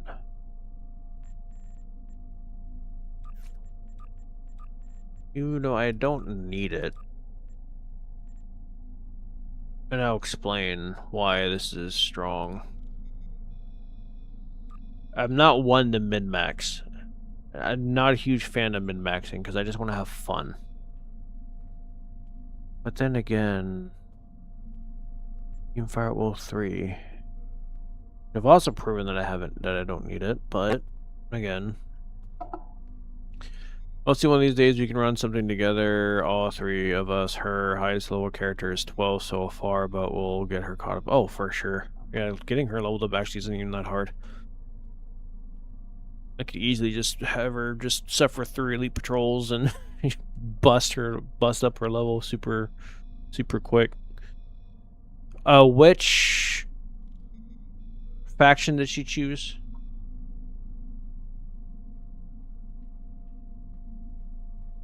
Yeah, sometimes it is fun. I don't do it because, I mean, most of the player base can't, so I don't. Because if she chose Romulan, we could literally get her to max level in like an hour.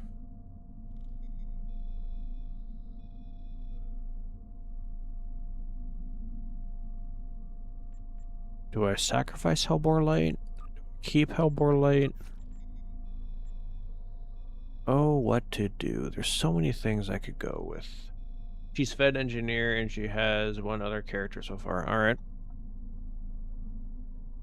Well, I still strongly believe that engineer has the potential to overthrow tactical of being the best. Science still needs help, though. After playing on my science character for a bit, it's still super strong, but putting them neck and neck with the same build, engineer is the only one that really has the potential to overthrow tactical. And the reason why I say that is because the Endeavor system makes, you know, the tactical buffs almost meaningless. Oh, there are so many combinations you can do with this ship. Same thing with the other version too.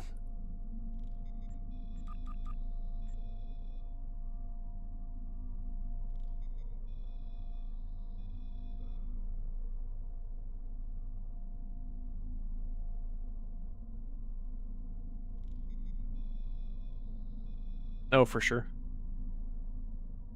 Oh, for sure. 100%. I mean, Alien will always still be the best just because you get that extra trait slot for both ground and space.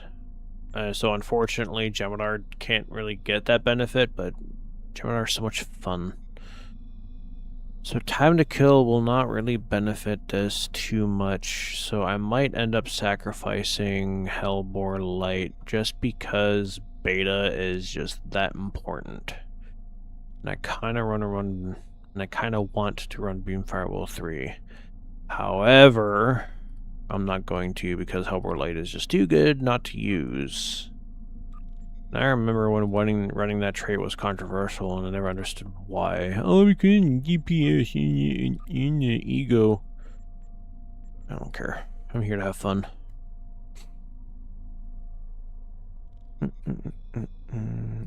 Fragment of AI tech.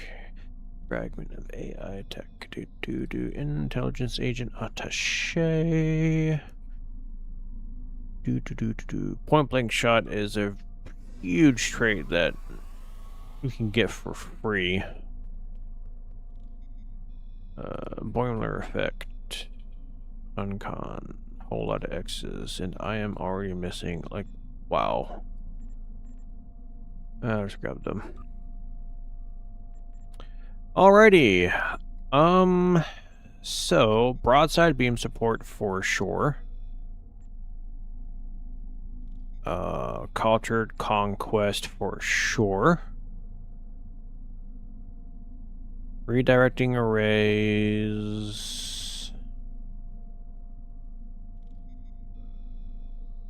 Because I still don't have access to the Brignotte Dot. Need universal designs, particle fluctuation analysis. There are situations where universal designs is better than particle fluctuation analysis, but particle fluctuation analysis in general is better than universal designs. Keep that in mind. But running them both is amazing and they stack. Last, oh yeah, duh, Hellbore. Not even a question. Okay, there we go. Alright, all of my stuff is now in order. Traits set. This is gonna, yep, I knew it. I knew this was gonna hurt. Why am I even running you? Oh, that's right, because I didn't have 2747 back in the day. I don't even remember. What do you do? Attack pilot. Pilot engineer, and then the other one is engineering intel. Yes, actually. Actually, yes. Oh, baby. I like cooldowns, and since that does intel, and how many engineering am I running? 2. Ooh. That might not actually be worth it. Wait, this is the wrong one. But I'm gonna try it anyway. Got Beta Boy. Got both of them. Okay, yeah, this will be fine. Wait, no, there is a duty officer that I'm running that I don't need actually. So I can run him. I mean, my Beamfire at Will 2 triggered. In fact, I recently admit that Psy could use some love, and yet it's still my fave, though my main is attack. Yeah, no, I'm in the same boat. It's funny. Like, this character I'm currently on is my OG character, my very, very, very first. But I wanted to play on the Klingon side, but back in the day when you, of course, when you first started playing a Federation character, or when you first started the game, you couldn't get a Klingon character until you reached a certain level. with Federation. So when I started my Klingon character, he was already automatically level 20. So that was good. And there's Evolve. Give me go here to go there. There we go. Okay. So yeah, that was an interesting time for sure. There are days where I still miss the classic Star Trek, but I am still absolutely enjoying myself in modern Trek. Am I missing any of my cookies? No. Just feels like less because I normally run more. Wait, let me just 1, 2, 3, 4, 5, 6, 7, 8, 9, 10, 11, 12. 1, 2, 3, 4, 5, 6, 7, 8, 9, 10, 11, 12. Okay. Good. Good. Okay. There we go.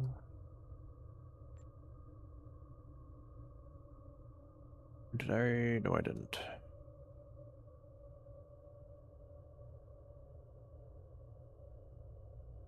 If I had my webcam on, you guys would see how much I'm actually turning my head.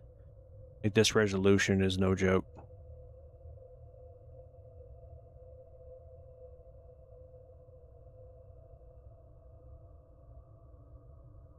One, 2, 3, 4, 5, 6, 7, 8, 9, 10, 11, 12. 1, 2, 3, 4, 5, 6, 7, 8, 9, 10, 11, 12, 13. What ability am I missing? Oh. Duh. Alrighty. Power levels are set. I need to get my captain abilities for the spam bar. And that is good that you got a friend to join the game, because the last time I heard someone new coming to the game, no joke, he went into zone and ESD, and the immediate response he got was, you might as well just stop bothering playing because you're going to need to use your credit card to get stuff. No, you don't. No, you do not. Also, get her to do the event. Every single time there's an event, get her to do every single event, even when it sucks. Even when you really don't want to do it. Cannot stress enough how important events are. That's why I literally made a video specifically for events. Talking about it, because they are just that important. Still so many events that I regret not doing. I did Kobayashi Maru. I didn't do that one because I'm, you know, big dumb. But nothing I can do about it.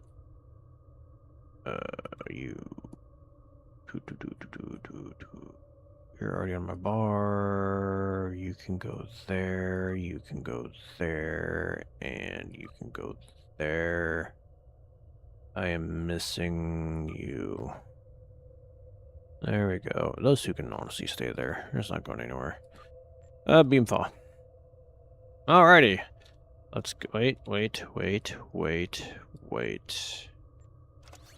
Now it's done. I'll min-max that at least. Alrighty. Minimize. Close. And now, let me go ahead and just... Now keep my overlay open because we can do a hive for the recording as well. Alrighty, gonna start the recording in 3, 2, 1. Good morning, good evening, good afternoon, ladies and gentlemen. My name is Mr. Relevant, and welcome back to Mr. Relevant Plays. Now, today I am revisiting the Inquiry Battlecruiser, aka the promo battlecruiser of the Avenger that they added in the game.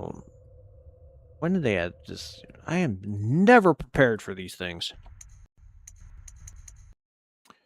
They added this ship in towards the end of 2020, September 8th to be exact. And I remember when they added it to the game, I was like, I need to have it.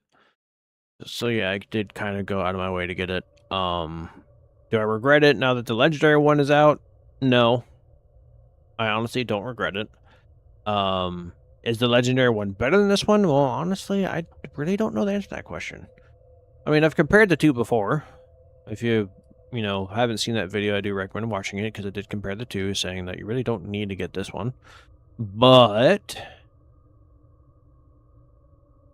the question is, which one actually is technically the better one? Well, I really don't know. But today we're not talking about that because I already did that once. So today we're just going to talk about the inquiry itself, the promo version, and only discuss the promo version and really do a full breakdown on it. So with this ship, it is a 5-3, just like it always has been. But the console layout, this is a Miracle Worker primary, so it does start with the extra console slot already, but when you X to it, you get 2 more. And then you also get 2 extra device slots, so its base only has 3. Has 5 engineering slots, 2 science slots, and 4 tactical. So either way, if you go the isomag route, you're going to have plenty of room to play with. If you go the tactical route, you'll still have plenty of room to play with.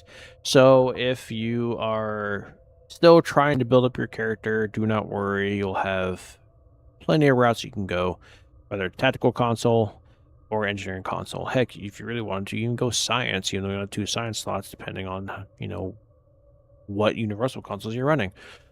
But I digress. Anyway, we're going to go ahead and just continue to break down the Inquiry Battlecruiser itself. I personally do want to talk about the design of it as well. Just primarily because I haven't really talked about too many ship designs, but this one I do generally like. The deflector is very unique, and I personally do like it. A lot of people don't. I do because it literally shows that this ship literally is serving one purpose. And one purpose only, and that is to fight. No other purpose. The ship is designed for war, and even though we only got to see the Inquiry really once in Modern Trek, we saw a lot of them in one single scene, and I thoroughly enjoyed it. So with this setup, obviously I'm still doing my standard Uncon build, with my standard drivetrain, the Colony Deflector, the competitive engines, the Tholian event Warp Core, the Khitomer Alliance event shields. I'm running a full Agony phaser setup minus the Omni Beam because I don't have it. The Agony Torpedo event, the Event Torpedo, which is the only phaser-based damage torpedo in the game, I think. I could be wrong. Do not quote me on that. It's just been a while since I've actually really looked at all the torpedoes because I don't really look at torpedoes that often. For my other Omni Beams, I am running the Gamma Reputation Omni Beam because at tier 6, with that reputation, you gain a 2% bonus all damage ship-wide, which is huge. And when you add that to the Kinetic Cunning Beam as well, which is if you're my 3rd Omni, you gain another 2%, so it's 4% total bonus all damage ship-wide. Yes, I could do more with phasers to get more, like for example, the... Actually, why don't I do that? The Terran phaser. Terran Reputation phaser. Why did I not do that? It's Terran. It counts. So that's an additional 2% bonus on damage. So I'm getting 6%, which is awesome. I could also technically run the Terran Rep Torp. I really wanted to, but the Agony Phaser Torpedo just kind of hits all the places in the right spot. Now, just like I stated before in my previous video with the Terran Cygnus, I'm going to do a full breakdown on all the consoles I'm running, where to get them, and everything else. So let's just go ahead and go straight to the full breakdown of the ship itself still, before I get to the consoles and everything and the traits and whatnot. For its mastery, you are gaining a physical and kinetic damage resistance rating by 25. You are gaining a critical severity buff by 15%. You are also gaining a enhanced hull plating, which is energy and radiation damage resistance by 25%, but not 25%, sorry, just straight flat plus 25. And then its last mastery is 10% hull regen. Not regen. Oh my gosh, I really cannot brain today. 10% hull capacity, which is actually really huge depending on what you're running, because there are things that scale off of how big your hull is.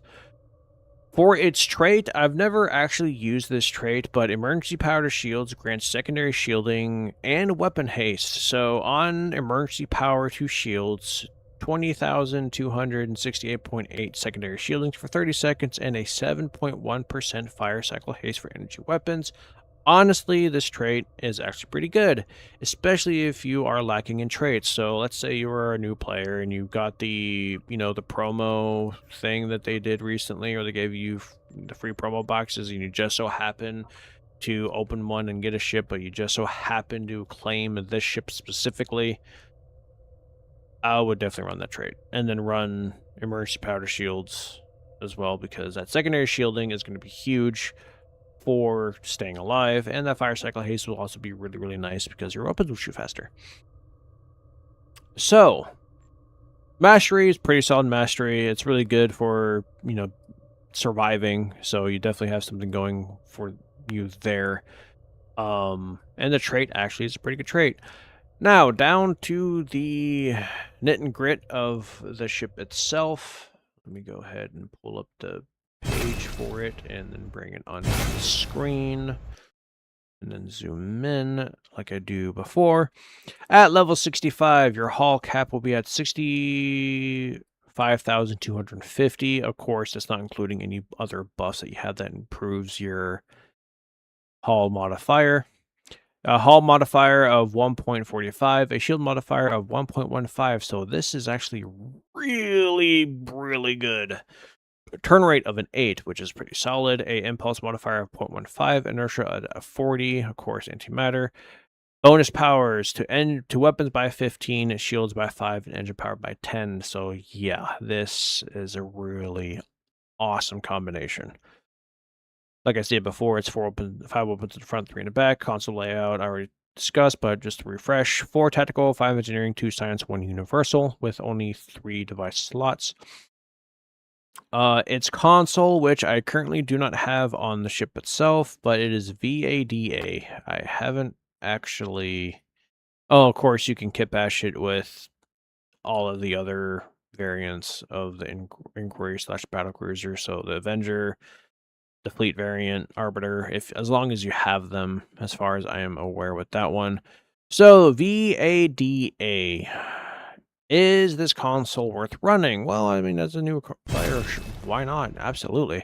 Gives you 22.8% flight turn rate and 50% phaser damage. So if you're doing a phaser build like I am currently doing, it will definitely be beneficial for you. And also, phaser is really easy to spec into because there's so much support for it. It's clicky. Phaser cone blast buff to frontal shields. Buff to frontal shields.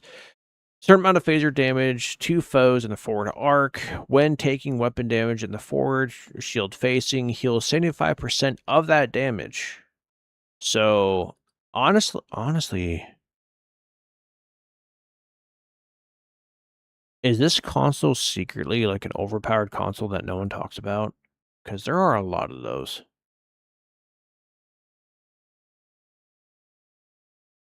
And apparent... Oh my gosh, there are modes to this console too. What does that even mean?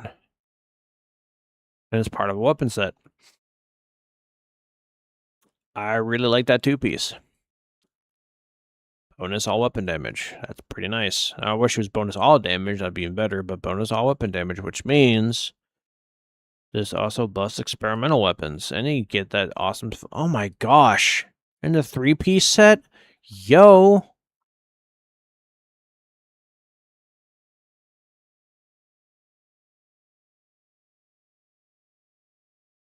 What do the other consoles do? 5% shield resistance, boost shield regeneration rate by 10%, the clicky, secondary shields, damage absorption. Oh my gosh. That's actually a pretty good survivability console. Actually. Sorry, y'all. I know I'm supposed to be breaking down, but like there's some stuff here. This console honestly kind of blows. I've played with it before, but it does have shield penetration.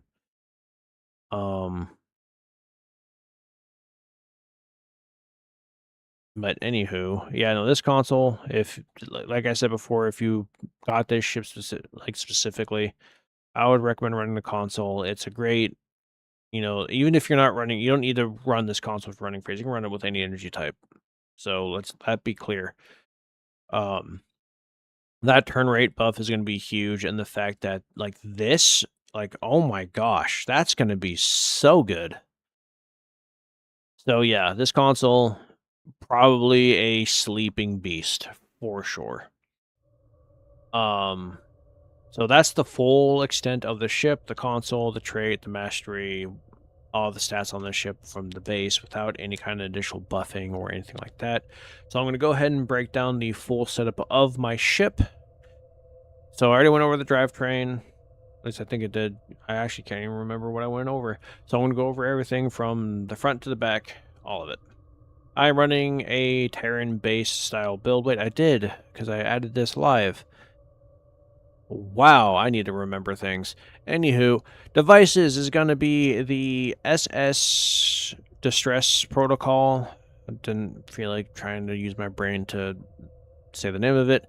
Was a recent event reward similar to the Kobayashi Maru reward, where you do get a buff from this freighter spawning in. Damage, fire cycle haste, flight speed, turn rate, and it also gives you Uncon. So yeah, Uncon build. Let's go. Also the red matter capacitor, which you can get from the Phoenix box. Like I said before with Phoenix boxes, get 40k dill, buy the 10 stack, have fun with it, get a few items from there that you would want, like the red matter capacitor, use the rest for Phoenix upgrade tokens, because they are the best upgrade materials in the game, in my opinion. Granted, they don't do as well as the mega particle stuff, but that's a different subject. So the first universal console I'm running is the Lithium Transporter, which comes off of the Credence Miracle Worker Dreadnought Cruiser. This is a lockbox ship. Also, in my personal opinion, the best beam build boat ship in the game. But I'm going to clarify again, no such thing as a bad ship. You just got to set it up correctly. Have I done more DPS than other ships in this thing? At times, yes. So use that information with what you will. The next console is the Ordnance Accelerator Mark 15, which I upgraded. This comes from the Gamut Reputation to get the 2-piece bonus with the Omnibeam as well. Like I haven't stated this in any video, but I'm kind of like trying to implement like weapon sets or partial weapon sets in a lot of my builds now, just to add more to it instead of just always doing pure uncon all the time every day. There's a few builds I've been doing that with, and I could actually do that with the Terran one as well, depending if I want to run the console or not, or even just throw in the torpedo. It's projectile open damage. Yeah, never mind. What does that console even do anyway? Oh, there it is. It is actually not bad. Actually not bad at all. Hold on. I might have to add that to this build somewhere. That's a problem. Oh dear, I know what console I'll get rid of. Sorry, Trailblazer console, you're awesome, but I kind of really want to run that 2-piece. If this was X2'd, I'd put it right there. Next console is the Broadside Combat Module. It comes off the Corolla. I'm also running its trait as well, which is Broadside Beam Support. This is a Zen Store ship. Like I've stated before many times, the Corolla is a 2-for-1. The trait and console is really, really solid. Plus, actually, I flew this ship recently on another character, and I actually forgot that this ship is actually kind of dope. It's a really solid ship. I really should do a video on it, along with Doug Gagarin, and like do like a comparison as well, and then do like a separate video for each, but that's another day. Y'all know I am bad at this. So with this ship, you know, like I said, name of the game with beams is broadsiding. I know I'm running a torpedo, but why not? Name of the game is broadsiding, so when everything's on your broadside arc, not only are you doing more phaser damage because of the trait itself, but you're also, with the console, you're getting a damage buff and a damage resistance passively just because of the broadside arc. But then you're also able to, you know, activate its clicky, and then you get this awesome cool effect that just deletes stuff. Aim of the game, broadsiding, like I said before. Next console is going to be You Are Dismissed. This is a lockbox console. You do not need to get a ship for it. You can easily get this off the exchange if you have the EC for it, or if you just want to, you can open up the Ethereum lockboxes and hope that one appears. But again, that is up to you if you want to support this game. I will never say no to people doing that. I support this game to the best that I can, which isn't very much. I used to be a whale, not anymore, so I do what I can when, you know, where I can. This console's absolutely a monster of a console. Passively, shield resistance, improved shield regeneration rate, chance for protonic crush, which is basically the same thing that the Omni Beam does. Like, there's a lot for it. Because of how much wording that some of these consoles, I'm not going to explain every little detail on it, but you can pause here and read it if you want. It's clicky, also just does stupid damage, and you know, you get a lot out of this one. Next console is the Fearloid. I don't even want to bother trying. The FHA. I'm just going to go call it that, the FHA. It is the Terran Reputation Universal Console. Increases your maximum hit points by 13%, and I'll get into why the increasing your maximum HP is actually really good for you. Increase your weapons power setting, aux power settings, which I've explained many times. Aux power is so extremely important. And then you also get a minus 0.5 second shared torpedo recharge time, meaning if your torpedoes will be able to fire more frequently, which is absolutely fantastic. You can get a lot of great stuff with Reputation. Cannot stress that enough. Rep is very important. Next console is the Crenum Chronophage, aka Crenum Time Bug. It gives you cooldown on Science and Temporal Bridge Officer abilities. Even though that I'm only running 2 Science Bridge Officer abilities, I'm still going to throw this on there just for the clicky alone. Applies a physical DOT aura, turns shields off, and holds targets in specific areas, and also teleports the initial target to like random foes that are close by. And the damage is insane. Y'all can go ahead and read that as well. It's a lot.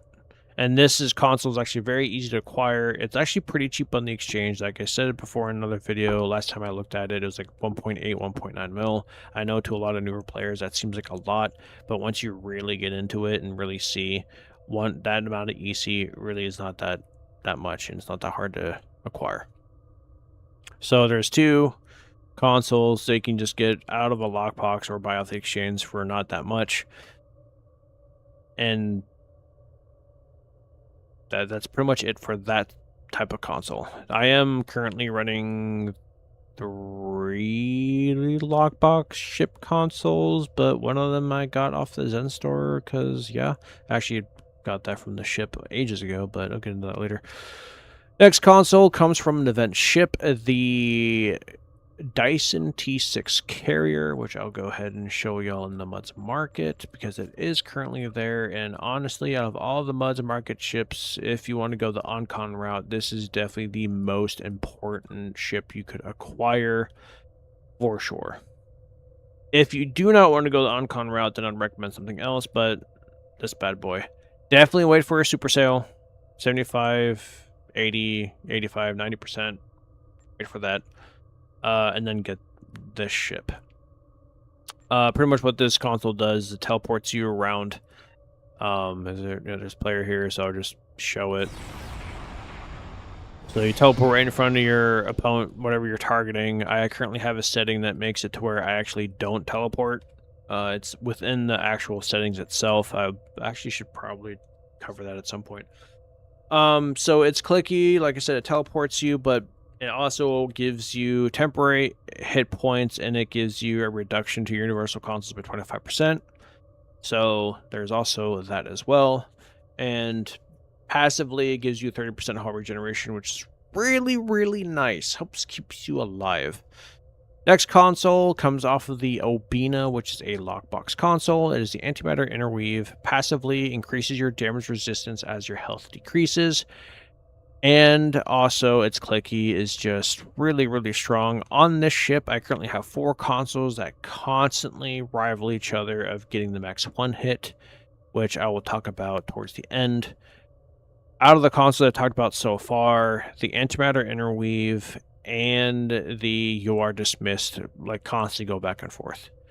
Next console is the Agony Redistributor. This is another console that literally is like they're like competing on getting the max 1 hit.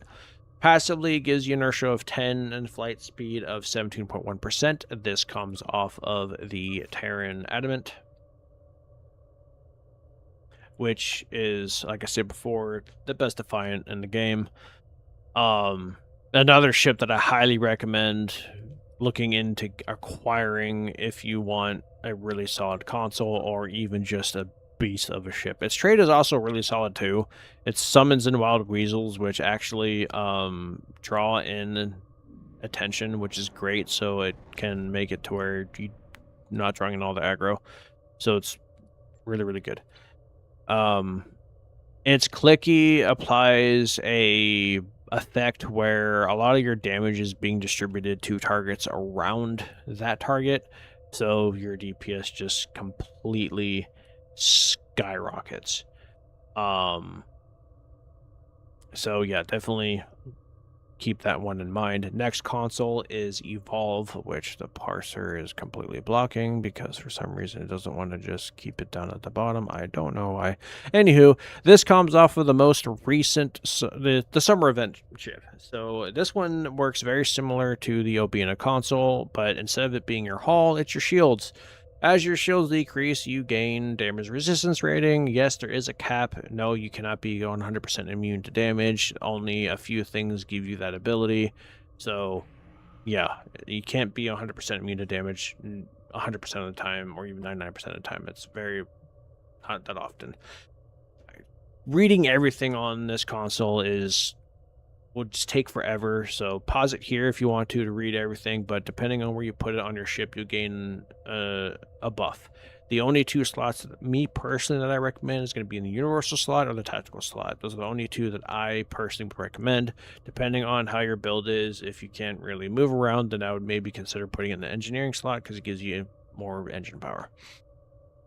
Really strong console, which literally changes the game for players who do play for free. So if you happen to join the game recently and miss out on it, I am so sorry. If you were playing the game and you didn't get that ship, like I said in the last video, the only response that I have for you is you fool. Not being rude or trying to insult you, it's just always get a ship when it is free, even if you don't like the design of it. I personally don't like the way it looks either, but the ship itself is amazing. Console literally changes the game completely. The thing is amazing. I love this console. Like, it literally made all my other alt characters better just because of this one console alone. Next console is going to be also this console literally like it's literally You Are Dismissed, the Antimatter Interweave, Agony Redistributor, and Evolve that are rivaling each other for the max 1 hit. It's actually kind of entertaining to see whenever I do a TFO and I see which one was the max 1 hit that time. Next console is going to be the Micro Quantum Torpedo Phalanx Array. I love this console. When you first get into combat, you gain plus 10 max power to your weapons, and you gain additional 20 weapons power for 30 seconds. So only for 30 seconds do you gain that buff, and then after that it's gone until you get out of combat and re-enter combat. But you do gain another passive buff with this, which is a 17.5% chance to recover the recharge time of all other bridge officer abilities up to their shield cooldown ability. So I'll be able to spam these bad boys right here more frequently, because this thing just helps with cooldown. And combining that with a couple of other things, you just get stupid amounts of cooldown. Next console is the Fleet Power Network Array. Oh wait, I didn't even tell you what ship to get that off of. Oh, wow, I'm dumb. Ignore me. And now the name of the ship is literally escaping my mind. Why does my brain work this way? Oh, I know why. Because I am just completely mentally exhausted. There it is. The Achilles Miracle Worker Heavy Destroyer. I love this thing. Honestly, I made the video on it, and I still have yet to actually fly it. Don't judge me. I'm tired. This thing's great, though. Comes off of this ship. So add this to your list of ships to acquire if you want to go like the HonCon route, because there's a lot of Zen Store ships that are just really solid. That's one of them. Next one is the Fleet Power Network Array. Passively +5 max aux power. Again, aux power. The most important. If not the second most important power levels. As you can see, all my power levels in my weapons, and if you watch my videos regularly, you'll notice that it's always this way. Weapons, rest and aux. And then you also gain 24.2% Starship Exotic Particle Generator. There are a few things that I currently am running that does get buffed by that. I just can't remember which ones exactly, so there is that. This is also great to run on science builds as well. It's actually great to run on any build, really. It's clicky, buffs you, your pets, your allies' pets, your allies, gives everything, you and everything around you, direct energy, weapon, fire cycle haste, 50% to 125%, which scales off of auxiliary power, which is one of the reasons why the rest of my power is my aux, because that. And then every 3 seconds, a 60% chance to apply beam overload, cannon rapid fire, or torpedo high yield / salvo 1 to your weapons, which is really nice to have. This comes off of the Awani.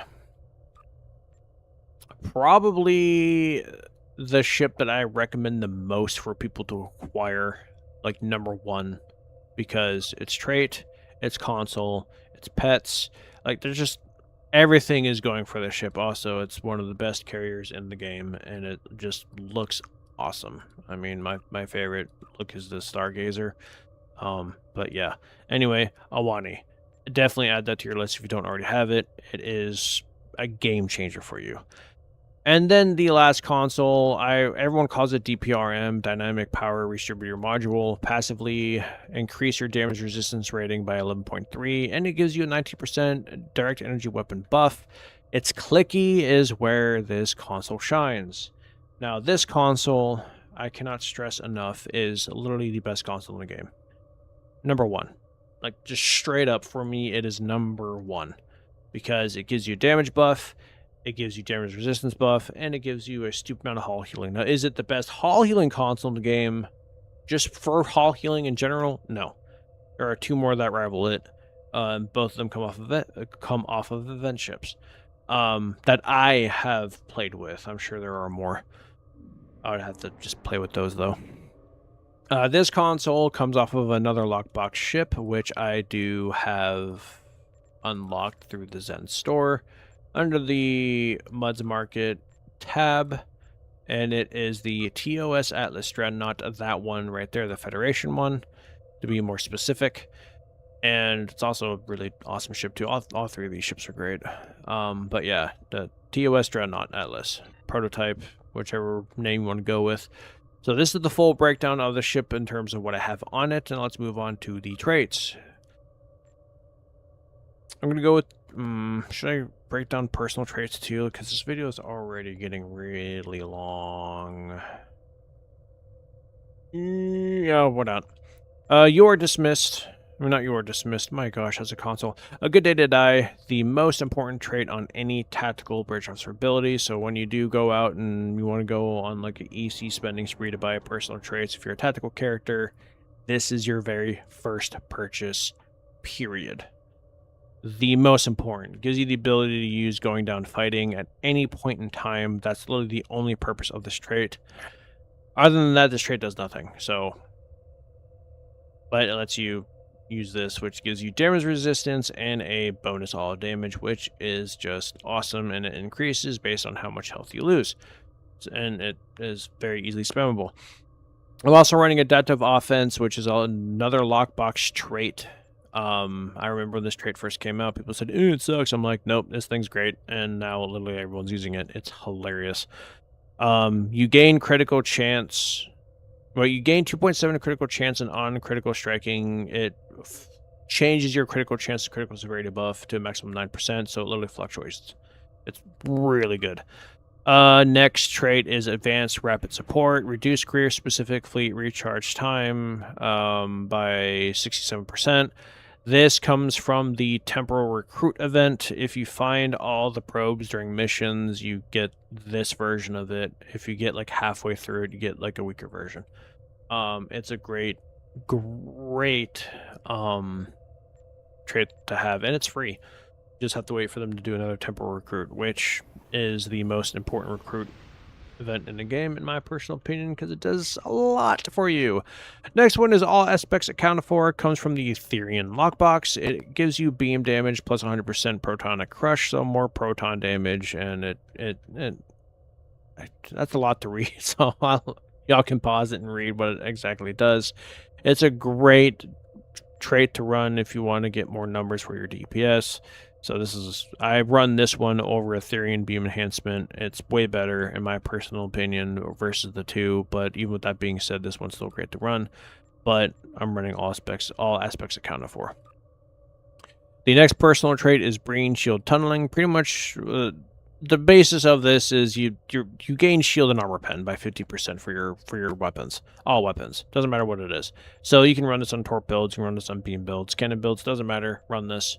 Even in science builds you can run this. This thing is amazing. Another great trait to keep your eyes on because it gives you straight 15% pen passively without needing to do anything. Great trait. Next trait is Fireball Escape. Another very important personal trait to acquire. Definitely up there. I would say this is probably, in my personal opinion, number 4 of importance. That's how important this trait is, because it gives you immunity to kinetic damage, aka Warp Core Breaches. That's what it literally gives you immunity to. Kinetic damage from Warp Core Breaches. And then it also gives you a flight speed, turn rate buff, along with a defensive rating for 8 seconds, and you gain a critical severity buff by 30 seconds, and that's a 25%, not 25, sorry, a 20% buff, which is huge. So yeah, definitely number 4 for me in terms of importance as playing as a tactical character. If I'm playing a different one, then this probably is number 3. But yeah, very important, solid trait to be running. Next trait is Fragment of AI Tech.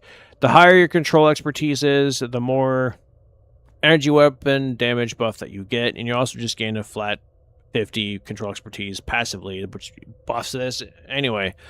Great trait to run whether you're running a science build, or even a great trait to run whether you're running a energy weapon build. It's also a great trait to run if you're running a hybrid of science and energy weapons, because control affects gradual, which pulls things in, and so on. So yeah, definitely keep an eye out for this one. Great trait to run. Next trait I'm running is Intelligence Agent Attaché, which every single time my weapons hit it, a critical strike, my captain abilities gain a 2% weapon recharge ability. I crit a lot, so this goes off every time from the cooldown every time. Definitely, like, honestly, that's a trait that I highly support and I highly recommend. That's another, like, pretty much everything so far has all been lockbox that I've talked about. This right here is the first trait that I am mentioning that is not lockbox. This is Lobby. 17.5% chance to recover and recharge time of all bridge officer abilities up to their shared cooldown categories. Wait a minute, don't I already have a console that does that? Yes, I do, so I'm running them both, and guess what? It's great. Great cooldown capability. Is it still the best cooldown reduction in the game? Technically, no. There are better builds out there for cooldown if that's what you're aiming for, but if you're doing what I am doing, this is the best setup, for sure. Next console is the second. This is the second. Born the Bormafrek is the second most important trait in the game. As a tactical, if you're not a tactical, this is number 1. Now, if you're going unconventional systems as a tactical, this is your third. If you're doing an uncon build, which is universal consoles everywhere all day, This is going to be your third most important trait in the game. For the other captains, it is your second most important trait in the game, because this gives you the ability to utilize your universal consoles more frequently, and it's not 7% recharge time of what the current cooldown is. It is 7% of its max cooldown. So no matter what, if your universal console is 2 minutes and it's like 30 seconds left, it's still 7% of the 2 minutes. So yes, this trait is huge for your build if you're doing an on-con build. If you're not, don't even worry about this don't even worry about this trait. It won't even be like anywhere. It's not even important to you if you're not doing on-con. If you're not doing like a build like this. So don't worry about it if you're not doing that route. And then the last trait, which is also up there in terms of importance, I would say this one is right behind Fireball Escape at number 5, just because of what it does, and that is, if damage while below 25% hull, you receive 57,004 hit points and plus 500 shield regeneration for each shield facing. A great, basically a oh crap button, I'm about to die, without you having to actually click it. It's such a good personal trait, and I literally run this on every single one of my builds, just because of what it does. Now, this is the excluding Fireball Escape, this is literally the only personal trait. Well, Fireball Escape and a whole lot of X's are the only 2 traits that I run for staying alive, for personal traits, because they're just fantastic. One makes me in the Warp Core breaches, and one just is a oh crap button without me having to actually click it. So good. Now, onward to the personal traits. I mean, not personal traits, the starship traits, just like I said before. Broadside beam support comes off the Corolla. I already showed that ship earlier. Trait. During beam fire at will, a beam will load at a random target within 5 kilometers on your left or right. You broadside, like, you just do extra phaser damage. It doesn't, like, you don't need to do a phaser build to use this. I use this on literally every single beam build I'm running this trait. It's just so good. Like I said, the Corolla is a 2-for-1 special, because it's a trait and console. Next trait is Cultured Conquest. Now, this comes off of a lockbox ship, which is the World Razor. Why is it asking me to save? I didn't change anything. That bad boy right there. The World Razor, Temporal Juggernaut. If you end up getting it from the lockbox, just to let you know, this thing is a beast. Dealing weapon damage to foes that have debuff, DOT, or control effects improves the damage to plus 50% and removes one such effect from you. So if you have a debuff, it's gone. And then when applying weapon fire modes, apply 25% increased damage for 15 seconds.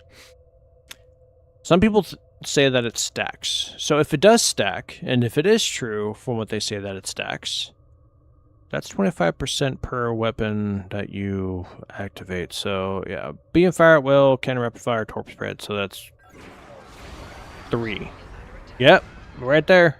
It stacks. That's 75%, baby. How could you say no to that? It's so good. Probably, honestly, this trait buffs you the most in terms of just increased damage in general. It's 75% buff. It is so strong. A lot of people also just really want the World Razor because it's the World Razor. One of the greatest ships ever created, because it's a galaxy that, forgive my French, is a galaxy that fucks. It's so strong. I try not to swear because I'm not much of a swearing person, but it does. It's so good. Next trait is Redirecting Arrays. This comes off of the Tactical Miracle Worker ship. For the Fed side, it's the Tucker class. The Klingon variant also has it, and the Romulan variant also has it, but it has to be the tactical one. But luckily it does say tactical. For the Fed side, anyway. You'll know that it's the tactical one because it has 4 tactical consoles, 4 engineering consoles, 3 science. Since they're miracle workers, they all get the extra console slot, but the Redirecting Arrays is basically what the Green Free Fire trait does, but you have to be getting hit in order for it to really go off. Once per second while beam fire at will is active, receiving any damage grants 0.33 seconds duration to beam fire at will, a total of 15 seconds. I basically run this trait on every single character that I do a beam fire at will build on because of the fact that I don't have the breeding free fire trait. But alas, it's the only thing that I got, minus entwined tactical matrices, but that's something completely different. We're not going to go over that since it's not running in my build, even though I could easily run entwined, actually. I just might do that. No, because of Cultured Conquest, it's better if I run Redirecting Airways. So, not going to discuss that. Onward to the next trait. The next trait is Universal Designs. When activating a Universal Console, which is one of the reasons why Uncon builds are amongst the best, you gain 2% critical chance and 10% critical severity, which stacks up to 5 times. So a total of 10% critical chance and 50% critical severity. And it lasts 20 seconds. With a proper Uncon build, this is up at stacks of 5, 100% of the duration of combat. It's this personal trait, this starship trait that made Uncon build supreme. Like, I'm not even joking, this is when it started. And I do own this from the Muds Market, so I do own it account-wide. And it comes off of the Crossfield Science Spearhead refit. This is the only way to acquire this trait. I'm going to say it again. This is the only way to acquire this trait. You cannot get it with the Legendary Glen, because the Legendary Glen came out prior to that ship's release. Hence why you only have the Mirror trait and the actual Crossfield trait. So in order to get this ship, you either have to get the Muds Market bundle, which I still think Muds Market bundles are worth it, or get the promo ship. If you have the Muds Market bundle, then you have that account unlocked and you can let it put on every single one of your characters. But it comes off of the ship, and that's how you get it. Next trait is going to be a much stronger version of Universal Designs. It is called Particle Fluctuation Analysis. This comes off of a Zen ship that is a lot easier to acquire, even though it comes off of a bundle, because again, legendary, you can only get legendary ships from bundles, and that's it. So wait for a super sale, but it comes off of the Legendary Nebula, which I love the Nebula. My favorite Federation science ship.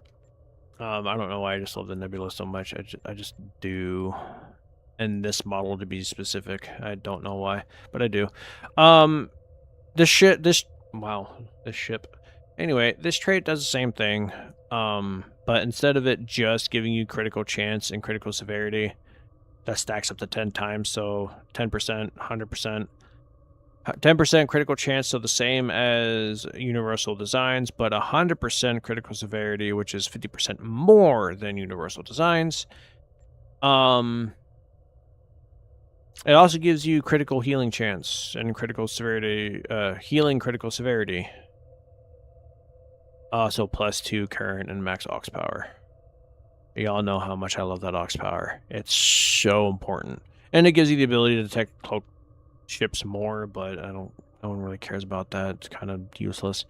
But yes, this is a much better version of Universal Designs. The only another difference between the two is this lasts 10 seconds instead of it lasting 20, 10 stacks instead of 5. Also, this applies to your team. So your team also gets this buff, and if your team members are also running this trait, it's a lot easier to keep those stacks flowing. So yeah, it comes from the Legendary Nebula, which comes from the Last Stand bundle. This one right here comes with other ships as well, but this is how you get it. And you also get access to every version of the Nebula that has ever existed in a game, because this is the latest version of the Nebula, so you can kit bash it like crazy. So yeah, there's that. And then the last trait that I'm currently running on this ship, because I do not have it X2'd, is Halbor Light. Such a great trait. Now remember, in order for this trait to go off, Y'all can pause it and read what it does, but in order for this trait to go off, I'll at least cover that.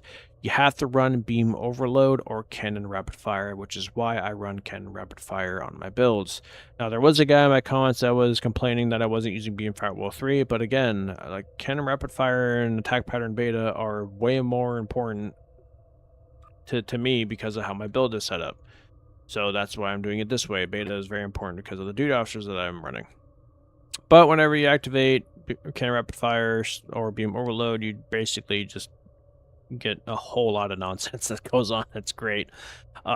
Great trait. This trait comes off of the Warden. This bad boy right here. It's actually a good ship. I really enjoy it.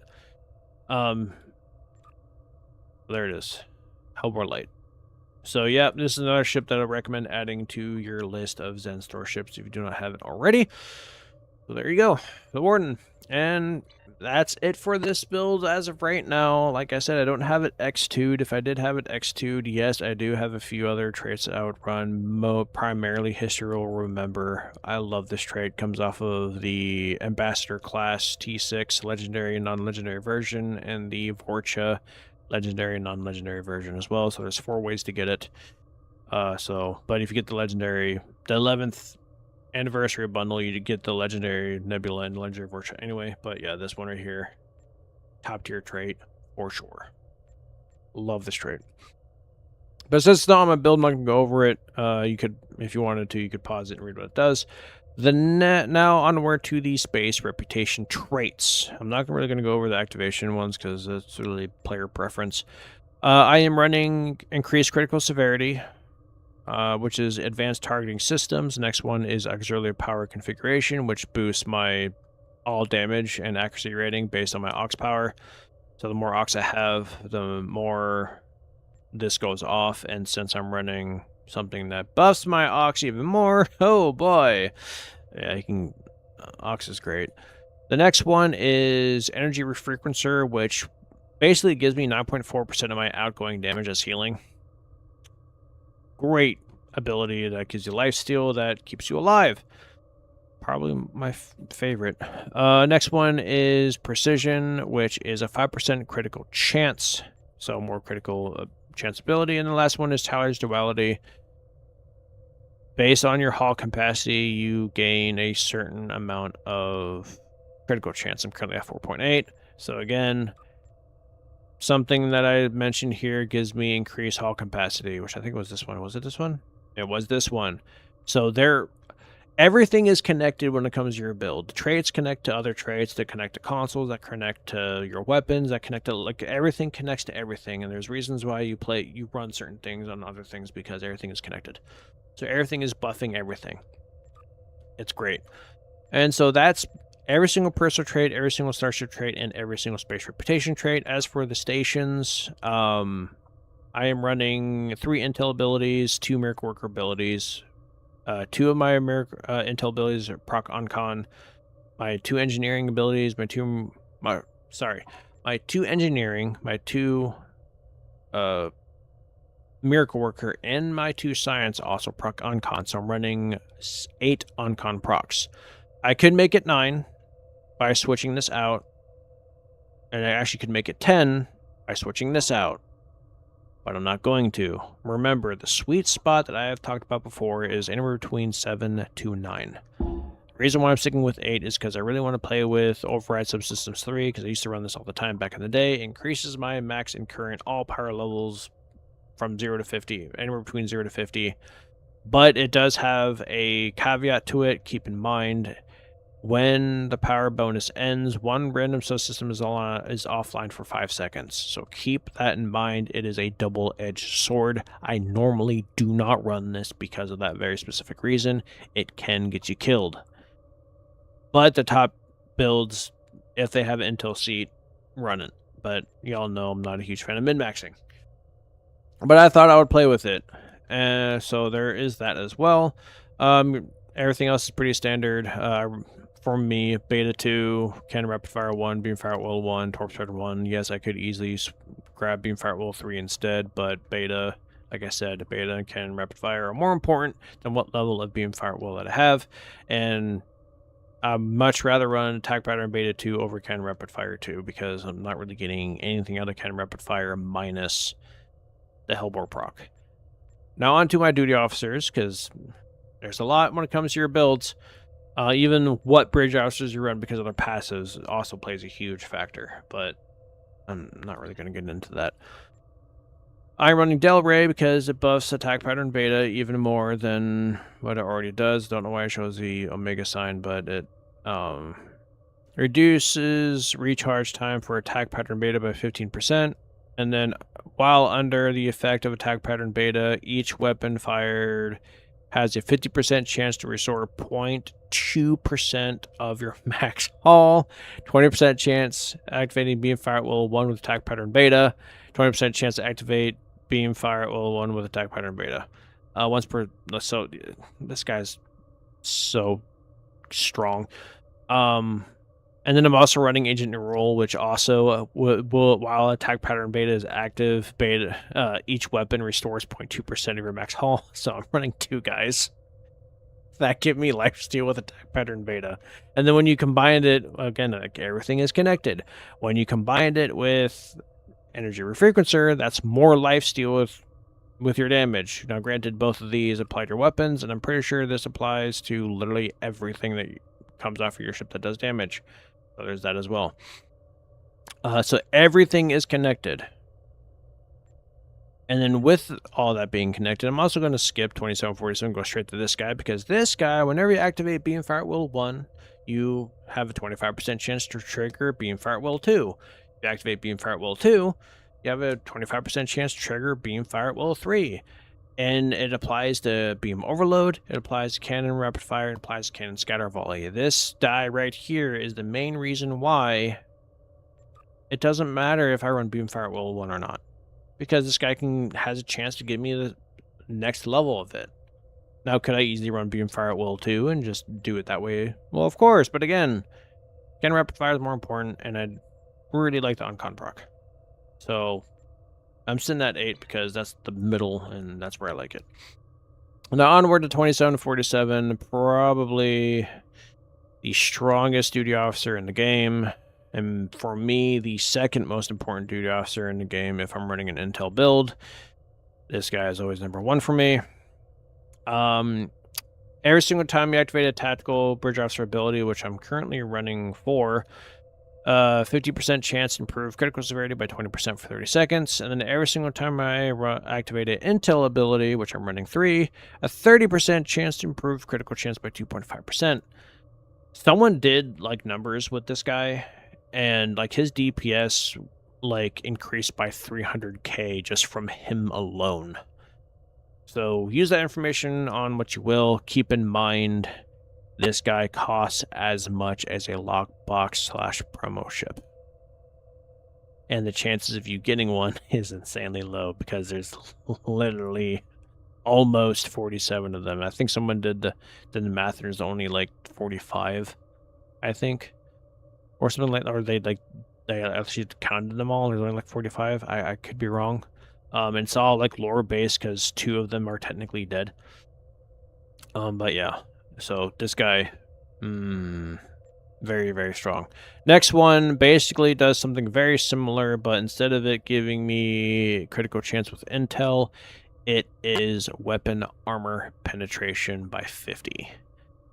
Great combination. This is 22 of 47. And then the last one is air's cooldown base, so engineering 50% chance to reduce my Intel bridge officer ability by 50%, and then for Intel it's a 30% chance to reduce my engineering cooldown by 50%. So there's that. Now keep in mind you still have max cooldown, and I'm already running you know, a console that boosts my cooldown by 17.5% chance, by 17.5% chance. And then of course the Boimler effect, which is another 15.5% chance. There is a max cooldown that you can achieve, so if you go too much cooldown, you're literally going to hurt yourself, so keep that in mind. So this is literally the full breakdown of my Inquiry battlecruiser. Full breakdown. All the traits, duty officers, what bridge officer abilities I'm running, what equipment I'm running, everything. Now, this video is already 55 minutes long. This is one of the reasons why I don't like doing a full breakdown of it, but again, until y'all tell me to stop, it's going to be very common, so I'm sorry. But let's go ahead and make it even longer. We're going to go ahead and do a hive. So I'm going to go ahead and pause the recording until we actually get a hive, because it's already long enough. Already recording for 55 minutes, so yeah. I'll see y'all when the queue drops, if it ever drops, because it's currently 2:45 in the morning. Oh boy. Alright, recording is now paused. Like I said, we're doing it live. Sorry I did not respond to you at all, Ninja. Currently recording a video on basically Hellhound's request, because he has a friend who just started playing the game, and they got lucky because they got this ship. So, this is why I'm doing it. Let me go ahead and rechat. I haven't been able to read chat in like a minute. Okay, I tried to read it when I was like talking about things. So let me see. I've got almost every ship in the game. The only ones I fly: Fleet, Equinox, and T'Pau. I hear you on that one. I don't own every ship in the game. Gosh, I wish I did.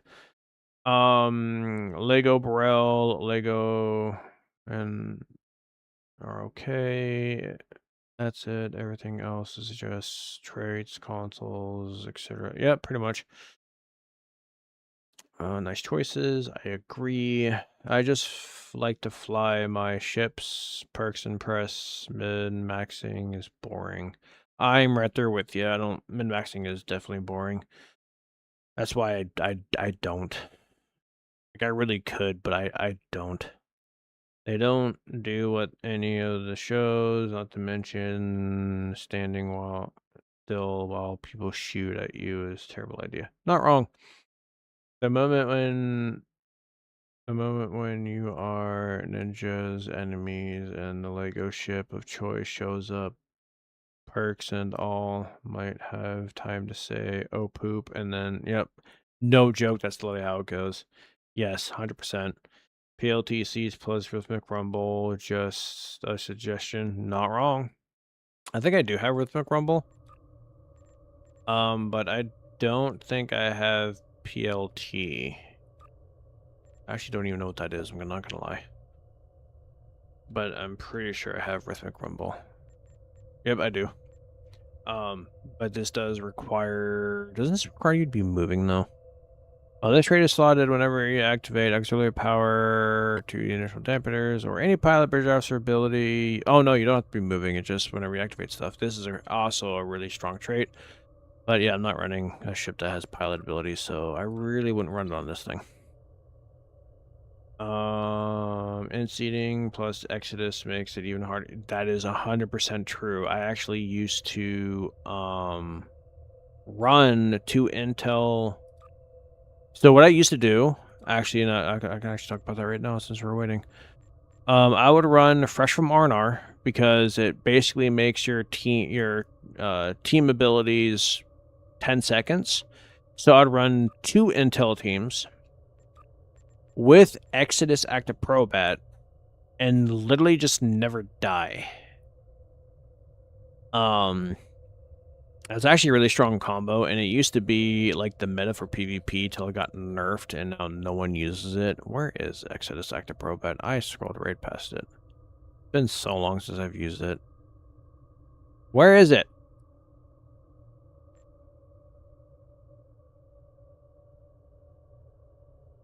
There it is. Exodus Active Probat.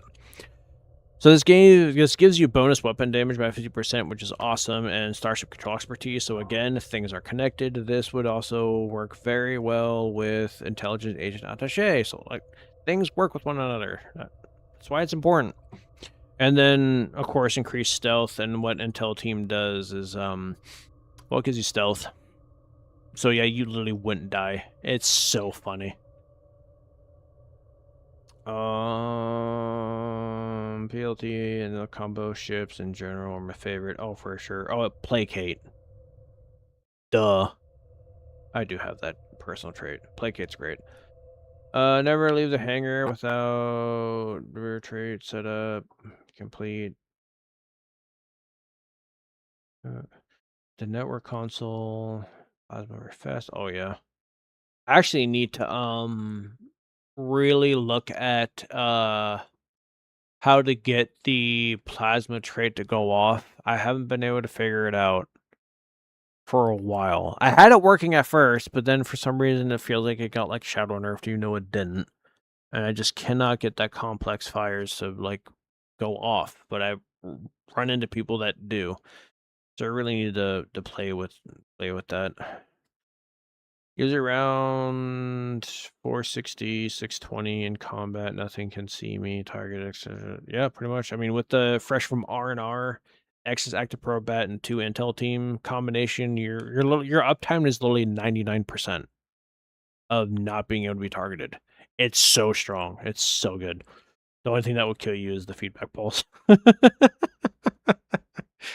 Try it as fun way to play still. Oh, for sure. It's not the highest DPS, but zooming around tiny ship and oh yeah. Oh, I do that all the time. All the time. Oh yeah, no worries, Hellhound. It's my pleasure.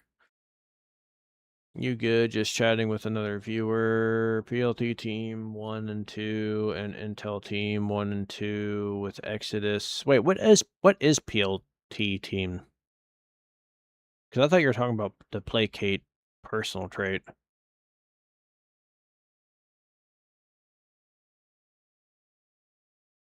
I have 2 clickies, but with such a quick cooldown, I can have them on my spam bar, fly my ships like a F-16 100% of the time. Oh my gosh, yes. For sure. Am I just dumb? Am I just not understanding what PLT is? Pilot team. Oh my gosh. I am dumb. Ignore me. Wow.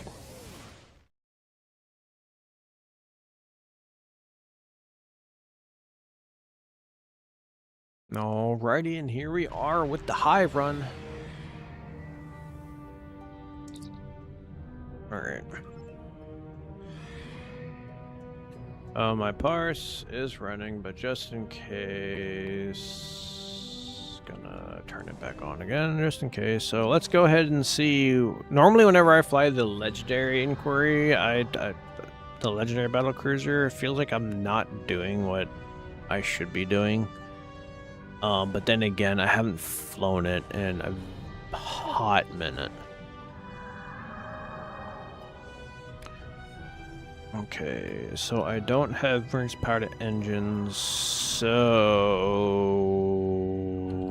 we're just gonna ball. Alright, always target this cube, and boom, boom.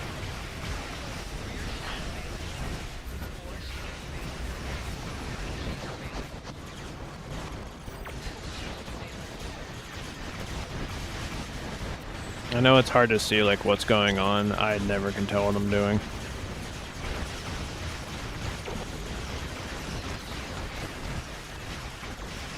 And I can't see because of the bar cube. Try my best. Oh, I'm gonna die. I am so gonna die. Yep, there it is. I know, at one point my DPS was at 2 mil.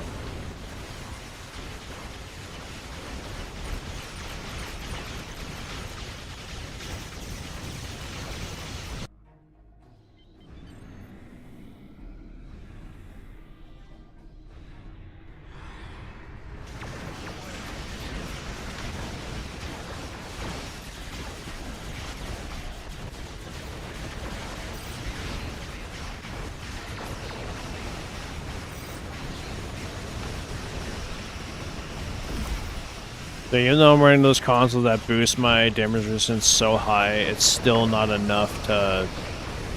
Like, you can't gain 100% damage resistance all the time. There are things that can help you do that, but, like, you can't have it 100% of the time. Alrighty, now... Slowly making my way to over here so then I can flank queen. Oh my gosh. There we go.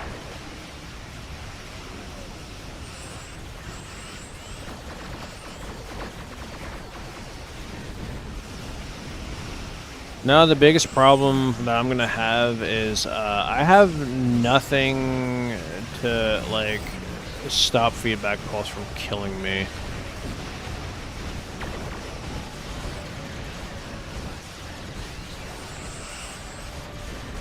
And there we go, 992k. That's actually pretty dang good. I am not gonna lie. Let's go ahead and refresh the full thing. Now I can easily, I could break a mil with this. I'm not gonna say easily, but I could. I mean, I took in 2.2 million damage, so yeah, no wonder I died. Max one hit is 1 mil with you are dismissed. Like I said, let's go ahead and see. Like there's where tactical burst 100 to 500k, but as you can see, like a lot, like even the micro quantum torps did 667k. There's a lot to it. Someone's type 7's definitely gave me a boost. Full broadside, not surprised there. Hellbore light, no surprise there. The lift lace weaponry, no surprise there. Borg cube, yep. The reason why I run another good reason why I'm running Hellbore light is because other people will actually give you DPS. Technically a nannying, which I'm not a huge fan of, but let's see here. Phaser, Beam Firewall 1, 47k, and Beam Firewall 2, 21k. Now, there are definitely other setups that I have that really make these stick out way more. Like my Polaron build, my Anti-Proton build. Like, there's a lot. But, I mean, here you go. Full breakdown of the promo inquiry class. Yes, I could definitely do other combinations to really min-max this thing to make it really explode, just like the legendary variant. Now, which one's better? They're both the same. You can literally do the same build on both. So, anyway, this video is already an hour long, so I'm gonna go ahead and cut it here. Thank you so much for watching. God bless, and I'll see you all in the next video. Bye-bye! No, that doesn't mean I'm stopping the stream. It's an hour-long video. I am so sorry. That's why I don't want to do the full breakdowns. I don't want to do it. But I have to because some people, and I'm sure y'all will know who I'm talking about if you read the comments, some people just have low IQ and really don't pay attention. I really need to go back and edit those Master Duel videos that I recorded months ago. Literally March. I need to go to make this back to normal size. I still have the page. I do. I mean, the file can't be displayed. What do you mean the file can't be displayed?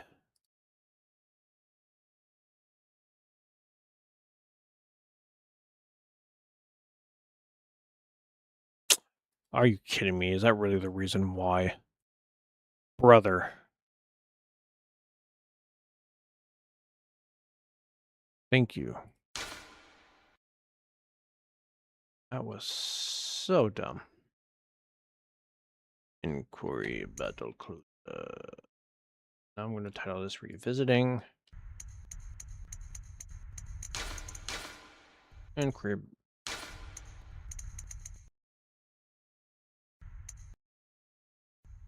Alrighty, Star Trek Online, Star Trek.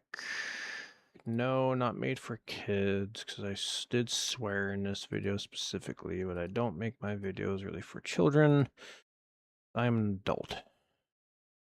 Publish. Oh boy. I think it's a trade-off just because of where the consoles are in seating.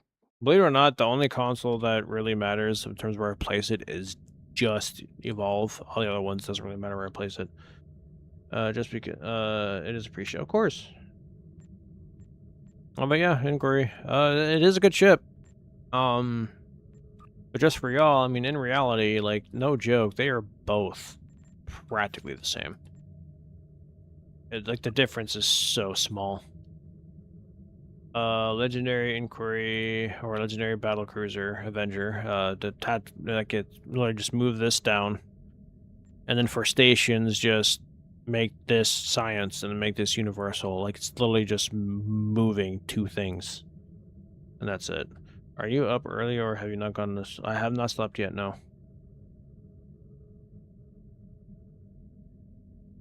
And good morning, Noble. But no, I have not slept yet. Been streaming for 3 hours, 20 minutes of which was just basically me talking to my wife about the trip to Washington for my brother's funeral.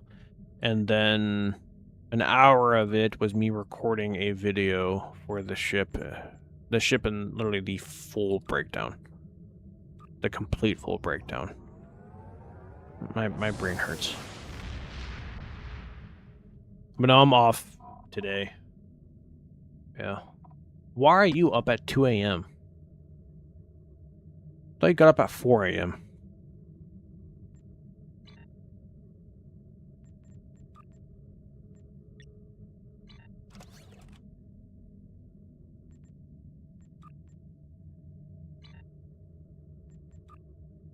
But I probably should call it here in a minute to get some sleep. For sure. I just really want to fly the Galaxy. And then tomorrow, while I sleep, I might wake up after the update, which means I can start the event. Oh gosh, I wish I could buy it out, but I'm not a content creator big enough for the devs to notice. And as far as I'm aware, they don't give that stuff away for free for content creators. What mean, this is when my alarm always set. Oh, I thought you got off at 4. I can get up at 4. Not 2 o'clock in the morning.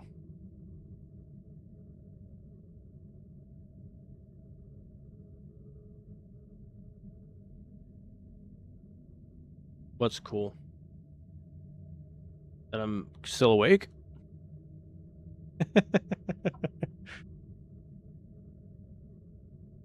mean, I really should be asleep. Normally I go to bed around like 1:30, 2 a.m. Sometimes even just 1. But I'm just kind of awake right now. I think I had one too many caffeinated beverages.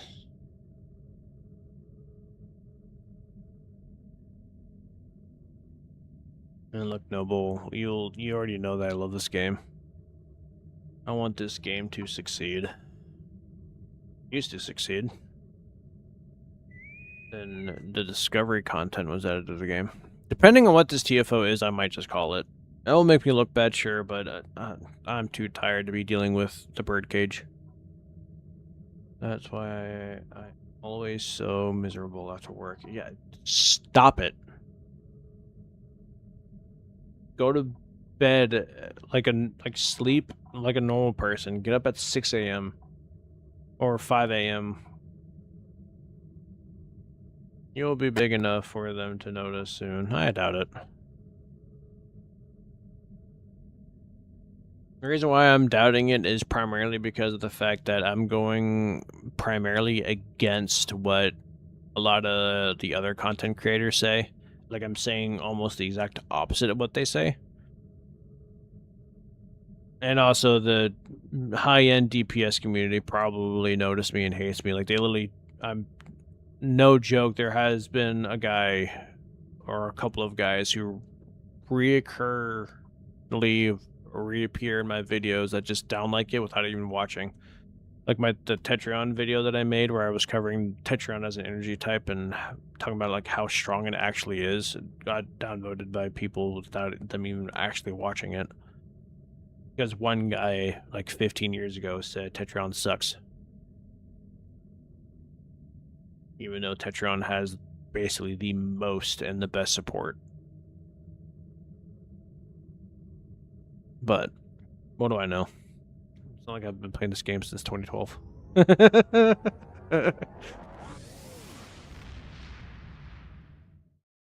All you need is time and the ability to read. Oh, I love Cortez. Vodwar ships have invaded the area around Cortez.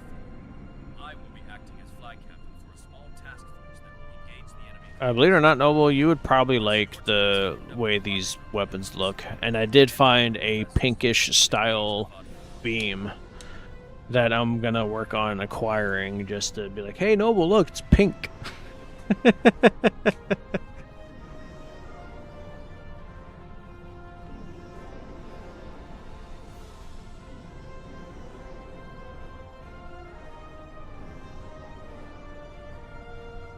I know how much you like to color pink. Anytime you put info out, there's always going to be someone there. Oh, of course. Every time.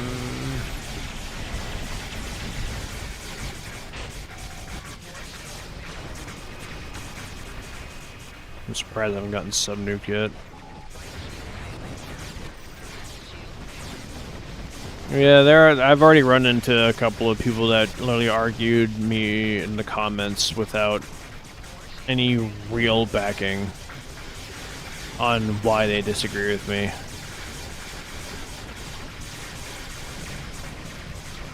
Yeah, no matter what you do, you're gonna have that.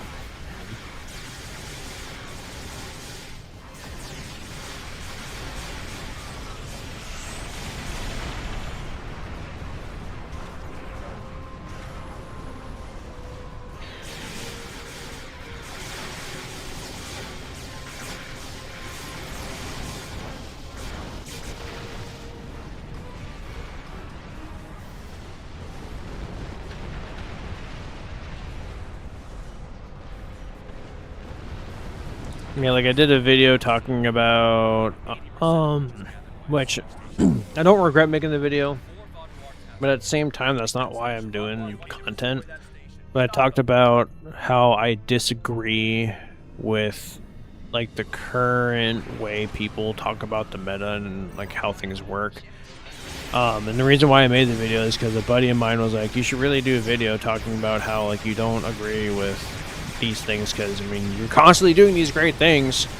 Like I break 2 mil on things that people don't use, 2 mil DPS, so it's like you should talk about it.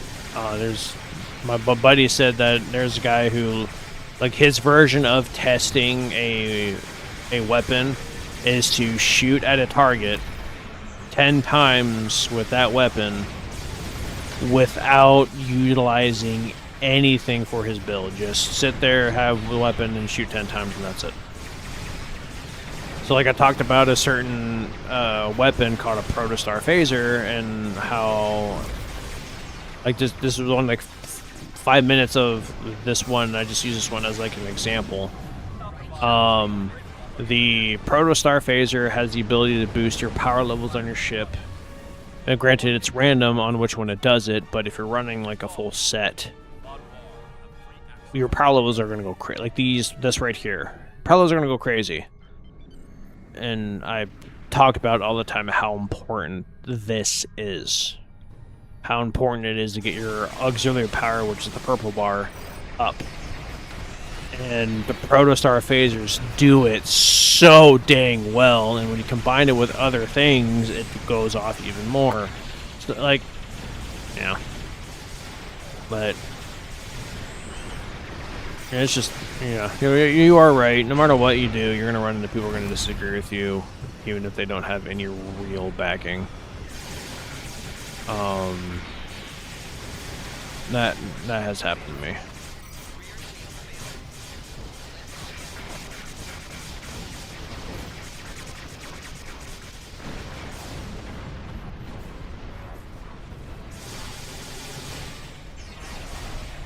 I just got sub-nuked.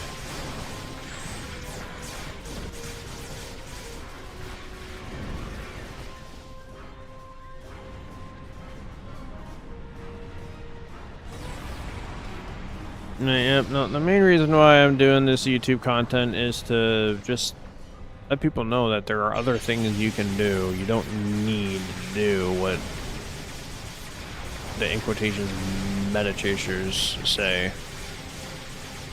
But then again, there are still people out there that still have the mindset of, oh, you have to fly certain ships to get certain results or whatever. And no, you don't. There's no such thing as a bad ship. There's actually a guy I ran into recently who, literally no joke, had that mindset. And he was like, okay, use the, oh, what's that? Oh, I do not have the DPS for this right now.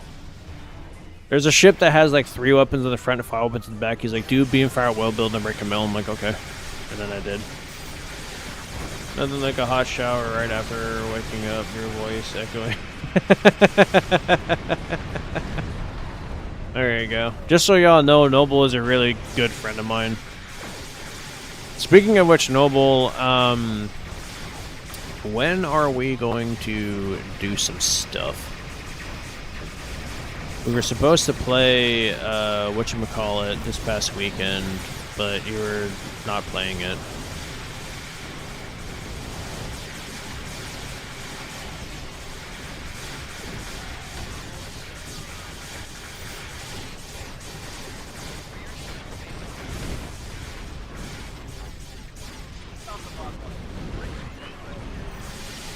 The only reason why I can't think of the name right now is because my brain is basically turned off. Stellaris. That's what it is, yeah. I just remember the name. See, I would be deleting everything if I was getting sub-nuked every 2 seconds.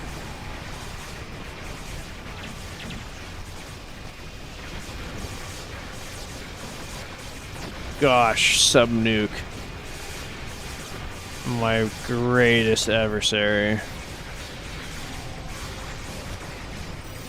I might be off today. Right? Oh, well, if you do, heck, man, come on, man, you gotta, you know, hook me up, man. I can do stuff.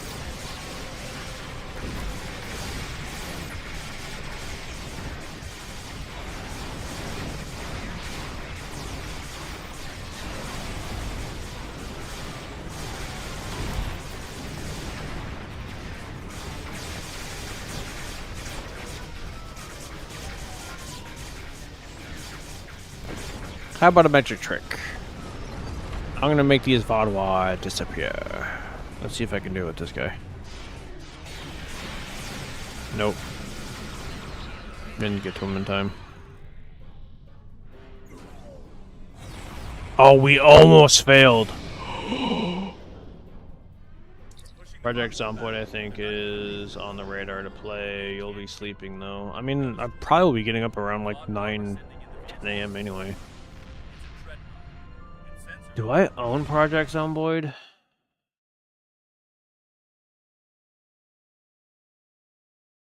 I do.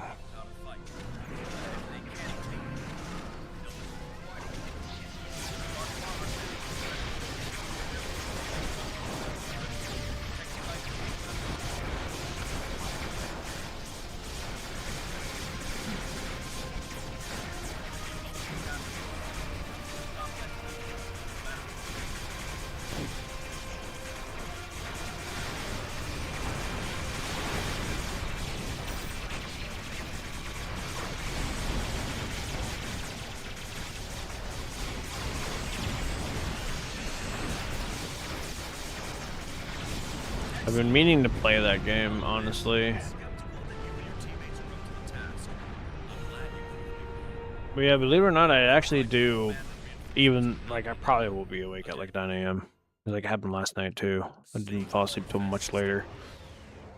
But if I get up, I might have to go run to the gas station to go get me some caffeine drinks so that I don't take a nap and ruin everything.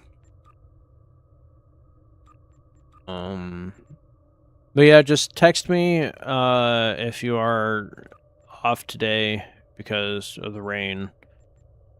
And then let me know. I am gonna actually end the stream here. Stream for almost 3.5 hours. Just good time. Thank y'all for watching. God bless. I'll see you all in the next video or the next stream. But yeah, Noble, just give me a text. Let me know.